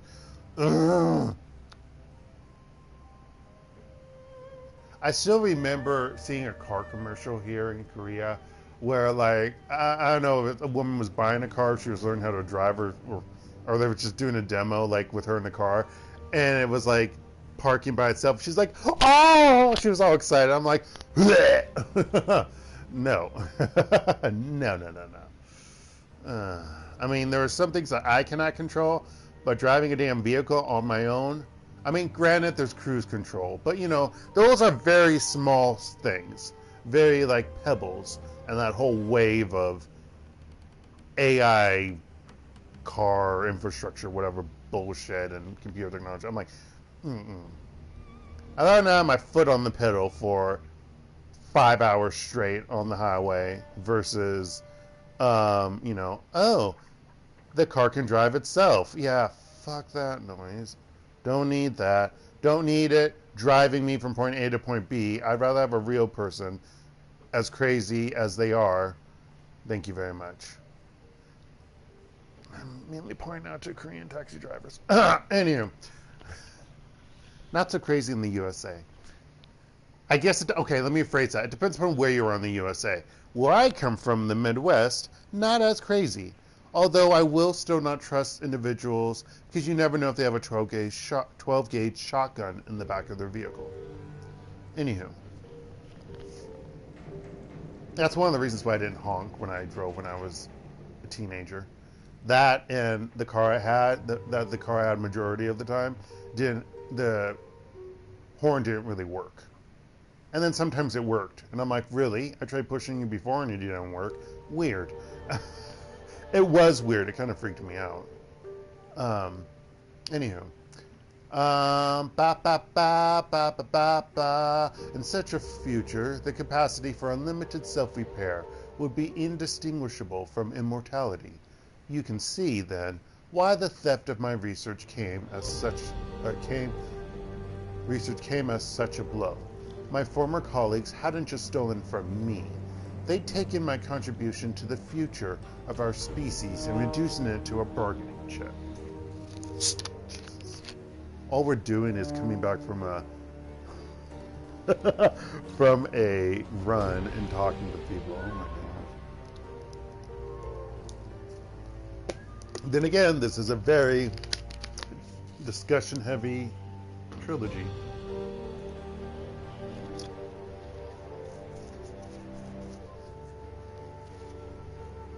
Just imagine this was old voice dialogue. Actually, you can't, because there's a lot of games that do it.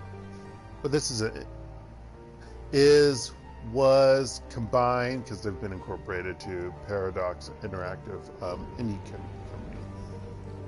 I mean, I was just shocked that they had voice acting in the beginning. I was like, whoa, what's this about? Let's see. Yeah, I get it. I'd be upset too. So it sounds a little far-fetched to me, no offense. So, when are you planning on killing them? Soon enough. I'm still narrowing down their location. Ares Asia Holdings has enclaves all over this island, and it wouldn't do to raid the wrong one. All will be made right soon enough, though. I am nothing if not a patient man. I can wait. He rises, brushes himself off. He brushes himself off and you try again. Okay, I don't, okay. And with that, I'm afraid that I'm going to, excuse me, burp, no. And with that, I'm afraid that I'm going to have to bid you good night. I've taken enough of a break for one evening. There is still work to be done, and it would be lax of me to put it aside any longer. Thanks, Raptor. It was interesting. He nods to you. Good night, except you're going to probably be going on my next mission. I don't know. Yeah! Take the stairs, damn it! Ah! Ah! Ah! That's hooked with gun show last. Oh my gosh, can I stop getting stuck on every single fucking thing? Isabel is jacked into the octopus. Her body sits inert, her breathing shallow. As you approach, an image blossoms onto the largest of the octopus's view screens. Hello down there. It's good to see you again. She smiles down on you from the monitor. Her outline scintillating with blue-white light. She looks peaceful, at ease. Nice avatar. That's a good look on you. You really feel at home in the Matrix, don't you? You look happy in there. I suppose that I am. It's a comfort thing. As long as I'm jacked in, I can be whoever I want to be.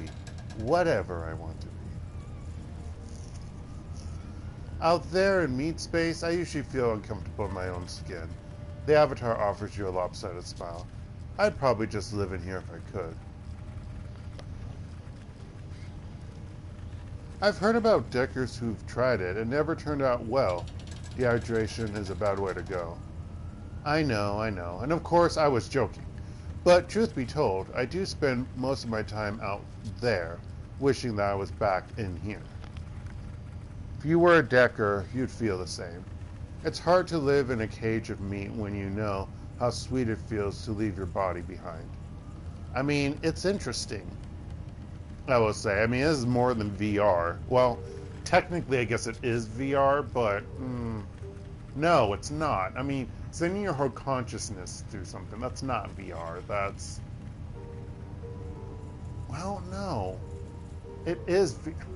It's so blurry because I'm thinking of like current VR, and then it's nothing compared to like what you see in this game or in other movies, TV shows, games, you know, because like it's literally your whole, yeah.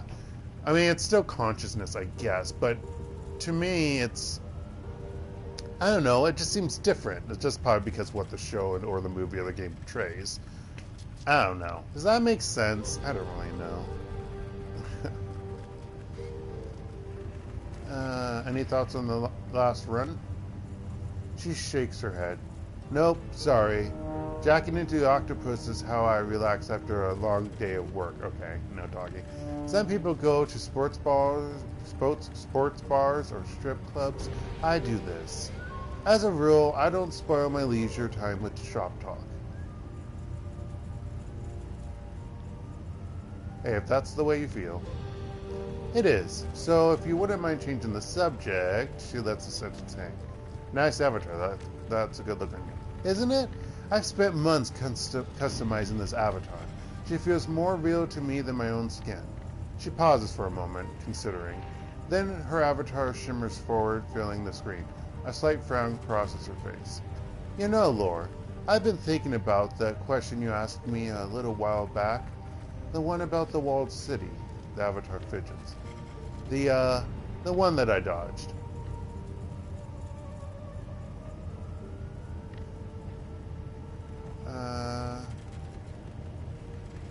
Didn't feel like I dodged me. Besides, the whole game of question thing was your idea in the first place. You don't have to make a big deal out of it, Isabel. It's fine. Yeah, I remember. Look, I wasn't trying to cheat you out of your answer. I want you to know that. It's just that talking about the walled city is problematic for me.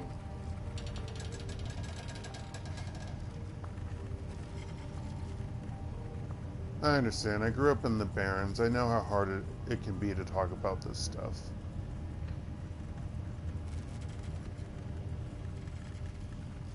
Doing what needs to be done, huh? That is the top one. No, it isn't that. I'm not explaining myself correctly. It isn't that I'm tortured by bad memories, or anything like that. The problem is that I can't remember my childhood. The walled city, sorry, wow.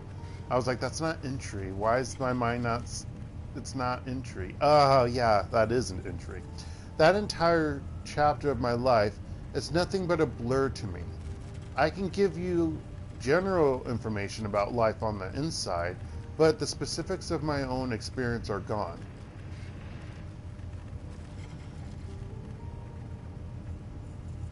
Gone? What do you mean gone? Do you have amnesia or something? Something like that. The avatar fidgets on the screen. There was a variety of factors in play. The upshot of all this is that there are things that I can tell you about, but only a few, and only in bold strokes. Don't expect any personal stories. I couldn't share them even if I wanted to. So if that's okay with you, if you'll be satisfied with trivia and urban legends, then we can talk. Just say the word. Otherwise, well, at least you now know why. I'm getting tired. Clearly.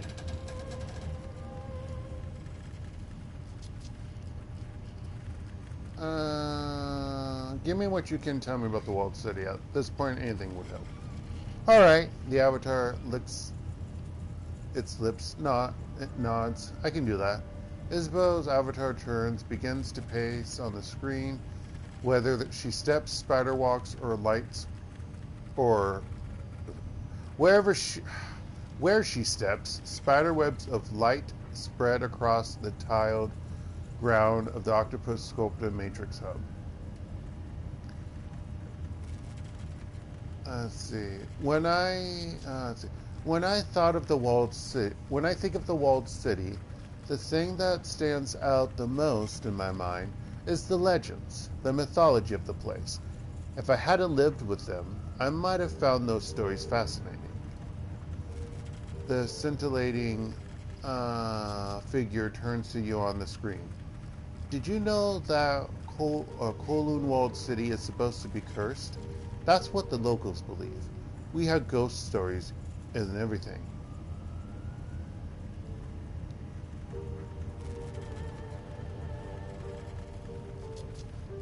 Everything's great. Ghost stories. There's a Bell Avatar nods.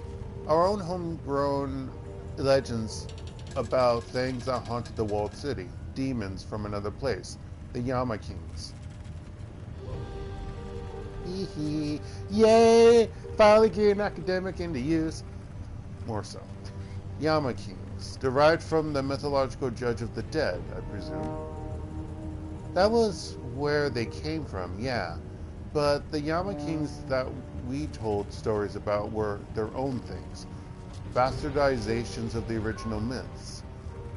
It'd probably be easiest to think of them like urban legends, our own little pantheon of monsters and morality tales. The stories are still clear in my mind, even after everything that happened. Everyone in the walled city believed them. You can get out of the walled city if you make a deal with Fu Ma. Cut the hearts from the 44 people closest to you and bring them to him. He will reward you with riches.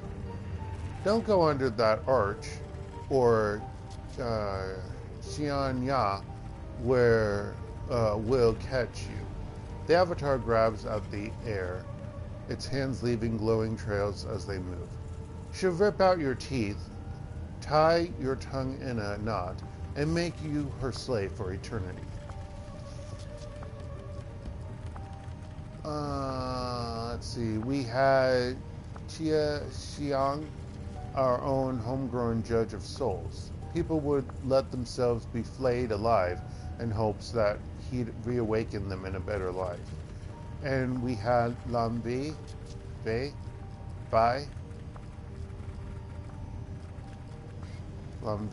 we would say Lam Vi, the Ebony Queen, who'd teach you to hide so well that you'd slowly mutate into a cockroach. The avatar cocks its head, smirking, a dismissive gesture. It's all bullshit, of course, but everybody in the walled city believed it. If everyone believed in these things, maybe they're real. No, that's not always true. I wouldn't write the stories off so easily. Magic is real, Isabel.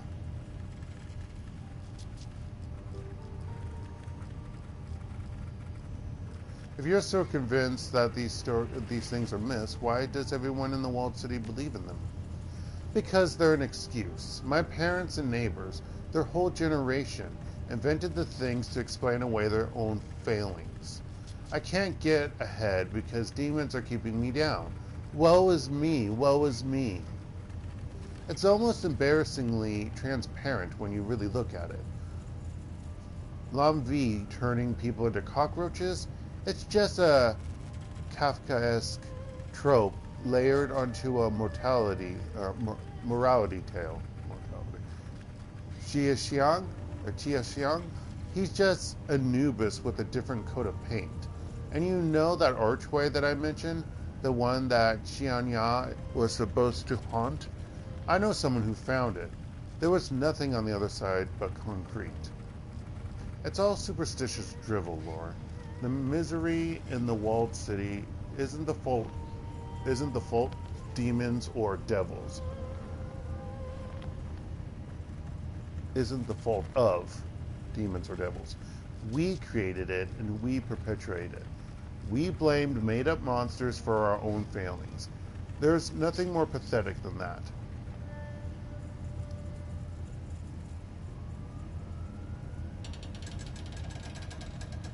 Sounds like you're trying to convince me that it does like you're trying to convince yourself. No, that's not what it sounds like. What about the shared dreams? How do you explain those away? I don't know. Mass psychosis or maybe something magical is going on. But it isn't them. They aren't real. They can't be. Anyway, that's enough for now. I'm sure that gives you plenty to chew on. My obligation to give you an answer is satisfied, I think. So let's talk about something else. How did you lose your childhood memories? I'd rather not go into that. It's personal. Suffice it to say that I've never missed them. At least, not until now.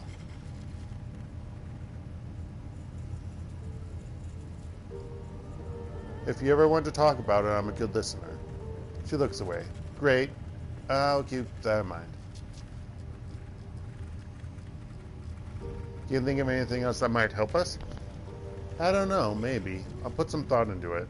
The avatar pauses, turns away. After a moment, Isabel's voice pours through the trio of speakers. On second thought, maybe I do have an idea. Are you open to taking on more work? Of course, kindly sending me new jobs offers all the time. That depends on the nature of the job and the size of the payday. First one. This wouldn't be work for Auntie Chang. Think of it as a side gig that you'd be doing for me. I think I've got a line on some software that could help us. I can't get it on my own, though. It's a two-person job at least. Wow, we're already doing her character side mission? Interesting. What kind of software? It's kind of hard to explain. It would be easier for me to just show you. But trust me, it'll help. I have the run all planned out anyway. Oh, I have the run all planned out already. I've done the legwork. I know the location. I know the target. Just say the word and I'll send everything I have to your mission computer. You can look it over, weigh it, and decide what you want to do. Alright, deal, send the file. The Isabel avatar closes its eyes for a moment, then opens them with a smile. Done. You'll find the pertinent documents waiting in your inbox. If you decide to accept the mission, just check the box in the message documentation, and it'll ping my comm link automatically. Alright, can't wait to find out what this is all about. I'm sure that the briefing I sent you will satisfy your curiosity. Trust me, Laura, this is a good job with a solid plan behind it. You'll see as soon as you've read it. And speaking of which, you should go do that now. Say no more, I'll go check it out. Avatar beams at you. Fantastic. I can't wait to hear what you think. I won't be right now. Golbet looks up from a dented tin of oysters at the sound of your approach. Her rats, Madness and Folly, scurry from her hips up to her shoulders. Two sets of beady red eyes fix themselves on you. Hey, Seattle. Oyster? She spears a gray lump of seafood with a fingernail, extends it to you. Oh my gosh. It smells like low tide at a municipal pier. Yeah. Is it fully cooked?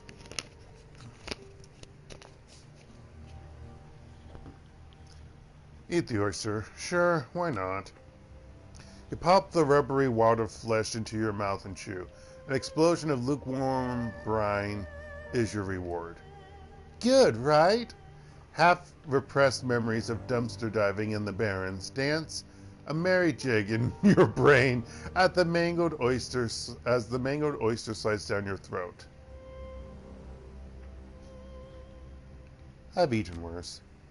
Exactly right. It may not be fine dining, but it's seafood, and it isn't made of soy. That makes it good in my book. She tilts back the tin, drains the remaining juice, and then flicks it into the overflowing bin at her side. So, what can I do for you?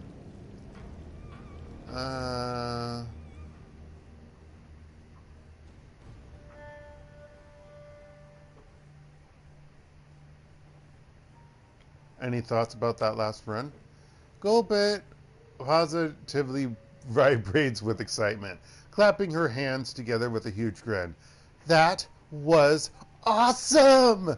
Think about it. We broke into some rich jerk's manor house, stole his artifacts so they could go to a museum, and we fought mummies! If that's not the plot of a Trid blockbuster, I don't know what is. I'm not sure what I think about that mummy's trinket. I've never had a dead person owe me a favor before. I'm not even sure how that works. Be careful when you use that trinket. As long as he does what we tell him to do, that's pretty awesome. But if the Trids taught me anything, it's that mummies are always waiting for an excuse to run around cursing everybody. Okay, so this actually makes me think of a movie, a horrible, like, B-rated movie. I actually think I've mentioned this before. What was it? It's called Curse of the Mummy or whatever, and apparently there's a second one, which I never knew about. And it's actually where one of my favorite lines comes from. I think, what was it? It was like a lines of, as a practicing virgin, I must stand up for my people and say, that's bullshit. It's just so great. Ah! That's from someone who's supposed to look like they're in university, but she looks like she's way older. I mean, it could be master's or PhD. I was thinking undergrad at that time, but it could be older, but she looked way older. But anyone could be technically in university, so I had preconceived thoughts and notions. Apologize. Well, preconceived notions. Notions sound better than thoughts. It's the same thing. Anywho, and also the mummy in that movie, anyone could run away from it. It walks so slow. Like, how could you die from it? You literally have to not be able to hear it until it's too late for you to get killed by it. And yet somehow that happens. It's actually from the director who's made other movies. I forget his name offhand, but yeah. But a lot apparently, and a lot of those other movies are much better. Must be one of his earlier films. But yeah, it's a really ridiculous movie. I have to look it up again. I need to watch it again. Some of those B-rated movies, horror films, oh, they're so great. I watched so many when I was in late high school and in university. I like horror, so most horror is B-rated. So, unfortunately, because if you put too much good stuff or good thoughts in a horror movie, it's too scary or too psychologically damaging or anything. It's true. When you think about some of the good horror films, it's very creepy. Anywho, So, what else did you want to chat about? How do you like life here on the bolt hole? Say butthole. That's really what I want to say. It's fine. Shaping up. Having new roomies is always nice. She smiles. How are you enjoying your cabin? Comfy enough for you? It isn't half bad. Better than some of the places I squatted in back in the Barrens. I'd almost rather sleep outside. I'll get used to it. Yeah, you will. It'll happen quick, too. Quicker than you think. Trust me, I know. Excuse me. She gestures at the peeling walls on her cabin. Hey, I mean, she has a hammock. That's awesome. I've never lain in a hammock. If I were to lay in a hammock now, it has to be heavy duty. Just saying. But I would like to lay in a hammock. Although, I could not sleep in a hammock. Why, Dark? Why? Well, that's because I have a CPAP machine. So it needs to be near electricity. So maybe you can have a hammock inside. Normally I think a hammock's outdoors. So that's... Not that you would sleep outdoors. Never mind. You would nap in... Anyway, the point is... It would be very difficult for... At least, like, when I'm looking at hers, let's say there are some outlets. There's not a place where you would put your sleep machine at. There's not like there's nothing near the walls like to prop it up on, and plus it's so high up. I mean, you need to have a long hose, and yeah, it's just awkward. I mean, it's doable. It's just awkward. Anywho, it may not be much, but we're safe here in the shadows. That's everything. That's true. It's handy having a mob boss on our side. I'll take the bolt hole over the Barrens any day. This boat should have been scrapped years ago. I'd feel a hell of a lot safer at a hotel. Let's say the middle one. That's the spirit! A lazy smile spreads across her face as her fingertips brush Madness's back. The rat squeals and darts back into the safe haven of Gobet's hair. You know, the bolt hole is a pretty mediocre name for a ship. Ever consider changing it? Yeah, sure. Considered it a bunch of times. I never really cared enough to actually do it, though. She shrugs. You want to call her something else? I'm open to it. Want a strong name. How about the Defiance? The Revenge feels appropriate. Let's go with something classical. The Dowager Empress has a nice ring to it. Let's call her the Kraken. The Big Texas. That's what we're calling her. Tell me you don't love it. Oh, God. Second note, let's stick with the bold tool. Let's go with something classical. The Dowager Empress. It has a nice ring to it. Yeah, sure, I guess. She nods thoughtfully. What the hell? Let's roll with it. The Dowager Empress she is.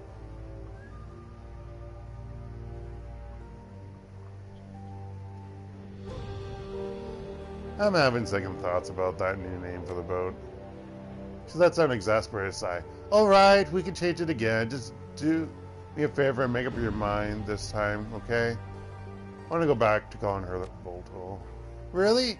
That's the best thing that you came up with. Really? The best thing you came up with? Let's go back to the old placeholder name. Alright, whatever. The once and future bolt hole gets her old name back. Woo. Oh my gosh, you can... Okay, let's change it back. Okay. Okay, she doesn't like that. How about Defiance? Aye, Captain, the Defiance it is. She nods thoughtfully. Yeah, that's really not bad. I think that the others will be happy with it. You said that you'd teach me how to be a better Shadowrunner. I'm here to collect. Still remember that, do you? Huh? I just sort of assumed that you'd laugh that off. No dice, wizened mentor. You offered, now pay up. She straightens. Okay. How about this? I'll tell you a story about a run gone bad. You tell me what you'd have done in the runner's place, and then we'll compare notes on your answer. How does that sound? Works for me, I guess. She sweeps a tangled rope of hair out of her eyes and back over one pointed ear. After a moment of silent contemplation, she bites her lip and nods. I need water. I can't believe also that we're almost doing 3 hours in and it's about just chatting with people. But I like it. You all may not like it, but I like it. And so we're going to have that. And you get to hear me attempting to do different voices, which don't really pass because I can't do voices as much as I would like to. Okay, so this is a story from early in my career. I was a part of a team here in H.K., but I did some occasional moonlighting for another group based out of Macau. I was a busy kid.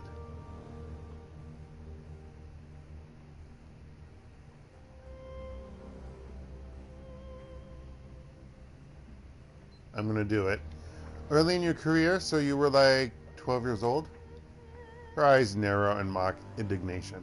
You say that like I couldn't have been. When I was 12, I could have destroyed you. Oh my gosh, she was 12. Okay, no, okay, good. And also, I was 16, practically an adult in orc years. We grew up fast. Well, yeah, Duncan's an orc. Anyway, the job was a hit on this tower. Sort of a trid multiplex / apartment complex. I'm sure that they've got them in Seattle, too. You know the kind. 7 huge screens, monster concession stand, coffin apartments on top like barnacles on a whale. I used to go to one back in Seattle. Best way to watch urban brawl. Never been to one, but I've heard of them. I lived in one for a while. Every time they showed an action movie, the walls would shake. She nods. Yeah, that'll happen. Our client watched us break into one of the apartments. The story was that an ex of hers, a guy named Boggs, lived there. She'd been cooped up with him until about a week prior. Then things went sour in a big way. She wanted us to get back some things that Boggs kept when he kicked her out. Scare the shit out of him. Bloody him up a bit. Make it look like a robbery. You know the drill. Sounds more like a job for thrill gangers than full-fledged Shadowrunners. It's kind of like what we just did, Insu. Okay. I pulled a few jobs like that myself back when I lived in the Barrens. It was a standard smash and grab then. Yeah, it was a pretty big, it was a pretty bush league gig. But the pay was decent enough. Not that sort of thing not the sort of thing you turn down. So anyway, Sibilance, that was our group leader, had a plan. We knew that we had to go in quiet because the Metroplex had a panic system wired directly to the HPKF. If we'd gone in shooting, we'd been drowning in cops within 10 minutes. Sib thought that we could maybe take advantage of the apartment's terrible soundproofing and kick in Boggs' door when the movie got loud. We'd camp out near his doorway, wait for the ceiling to start raining plaster, then smash our way in with his neighbors none the wiser.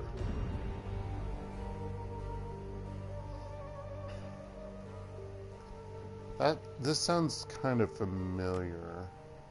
Yeah, it's pretty close to what John Wilkes Booth did when he assassinated Lincoln.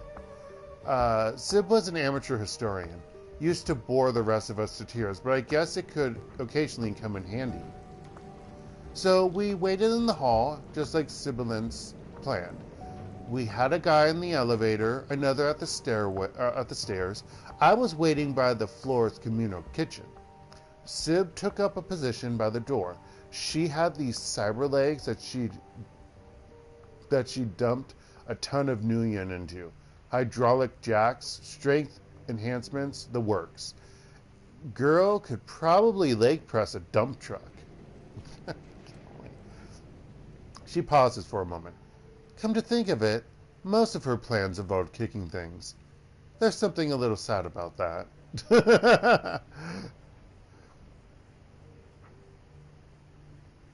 And this woman was best suited to lead this particular group of runners? Tragically, yes. Everyone else was various shades of amoral or screwed in the head. Sibilance might have had a tendency to solve all of her problems the same way, but she was better than the alternatives. Yeah, let's get led by a 16-year-old. Anyway, we heard a boom from downstairs. Felt the wall shake with the reverb. Sib wheeled back and gave the door a massive kick, just as she'd planned. From where I was standing, I couldn't really see what happened next. I could hear a massive crack as her boot slammed into Duraplast. The door flew off its hinges, exploded off. Might be a more accurate phrase. A second later, we heard an ungodly crash. There was a moment of silence. Then Sib let out this little gasp. The apartment was in shambles. It looked like a hurricane had hit it. Everything was trashed. Everything but the door, which was miraculously still in one piece. That's interesting. Remember, though this was a coffin apartment, it wasn't much wider than the door was to begin with. And Boggs, well, what was left of him was under the door, too. Oh, God. Oh, God. That didn't turn out well. You got the rough him up part right. Yeah, it wasn't good. Boggs was dead, and the stuff that we'd been sent there to recover had been smashed to bits. And then the building alarm went off. Oh, no. So that's the situation. Our payday is smashed. My temporary teammates are all standing around with stupid looks on their faces. The cops are coming. I'm standing by the kitchen. She plants her hands on her hips, smiling. What would you have done in my place? Let's see. Your group was in trouble. I'd have rallied with them, tried to help them fight their way past the cops and out. Sibilance created the situation. You weren't even a part of her team. You were subcontracting. I'd have cut and run. That's so shitty. Damage control. I'd have looked looked for blackmail material to protect myself from a soon-to-be angry client. I'd have tried to improvise. Was there anything in the kitchen you could have used to resolve the situation? Maybe that one. I would have done those two, but let's do this one. Good thinking. As it happens, there was, and I knew just what to do with it. The thought popped into my head, and I just went with it. She taps her temple with a smile. There's a lesson to remember, Seattle. The first answer that you come up with is almost always the best one you're going to have.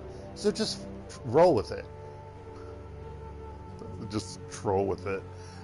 Just roll with it. Don't second guess yourself. Don't hesitate. Just add across from me a pair of industrial ovens. You set the building on fire. Go, bud. I don't think that we had to clear the hallway before an errant spark took the whole floor out. Unfortunately, the rest of the group wouldn't listen. Seb and the rest of the team were too busy arguing about the relative merits of her let's kick things of the people in that multiplex. My fire plan worked beautifully.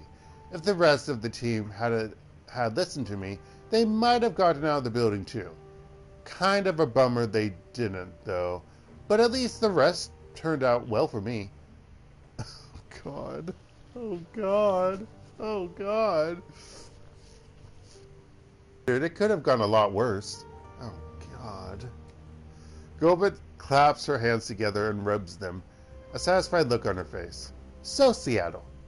The laughter disappears from her voice. Oh, so, Seattle. Laughter disappears from her voice, and her expression goes serious.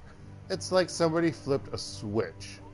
Suddenly, the look in her eyes is shrewd, calculating. Tell me, what was the moral of this story? What lesson was I trying to convey? Don't go on Shadowruns with idiots. Go with your gut, I guess. Fire solves all problems. I'm sorry, that story had a point. Go with your gut, I guess? She nods sagely. That's right. Trust your impulses and don't be afraid to wing it. Almost any action is better than no action at all. Once you've committed to doing something, you've got to follow it through, though. No arguing or hand-wringing. Just do it. If you get caught up in your own head, agonizing over past mistakes, well, don't be surprised if you wind up dead. A kitchen fire can take you down as easily as a corpse's bullet if you stand around and let it. Having second thoughts about that new name for the boat. Are you certain that Seattleites and the rest of the A.K.A. team are dead? She shrugs.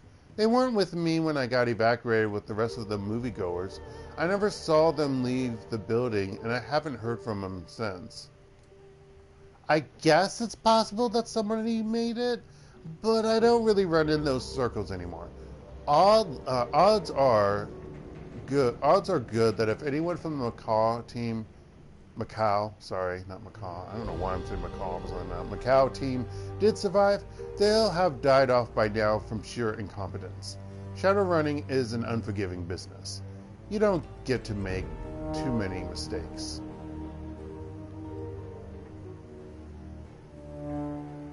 Did any of that stuff in the story actually happen, or did you just make it up for my benefit? Seattle, I'm hurt. It all went down exactly like I said it did. She pauses. Well, except for a couple of embellishments here and there. But they make it a better story, artistic license and all that. Gobet leans back and stifles a yawn. Stifles a yawn. Madness and folly dart up to her left shoulder and lock their beady eyes on you. Hate to break it to you, kiddo. Now, your mentor needs her rest. Okay, I need to save and call it because I just can't continue talking. So, we're going to end it here. On Monday, we will talk with Duncan and talk with the other people who I didn't talk with around Heoi, except for Kylie Chang, because I don't want to start that yet, and see if I can do it the next mission that I lined up. I don't know if I can, but I'm going to try. It might say you may need to go to sleep, and then I'm like, fine. Okay. Other than that, sorry.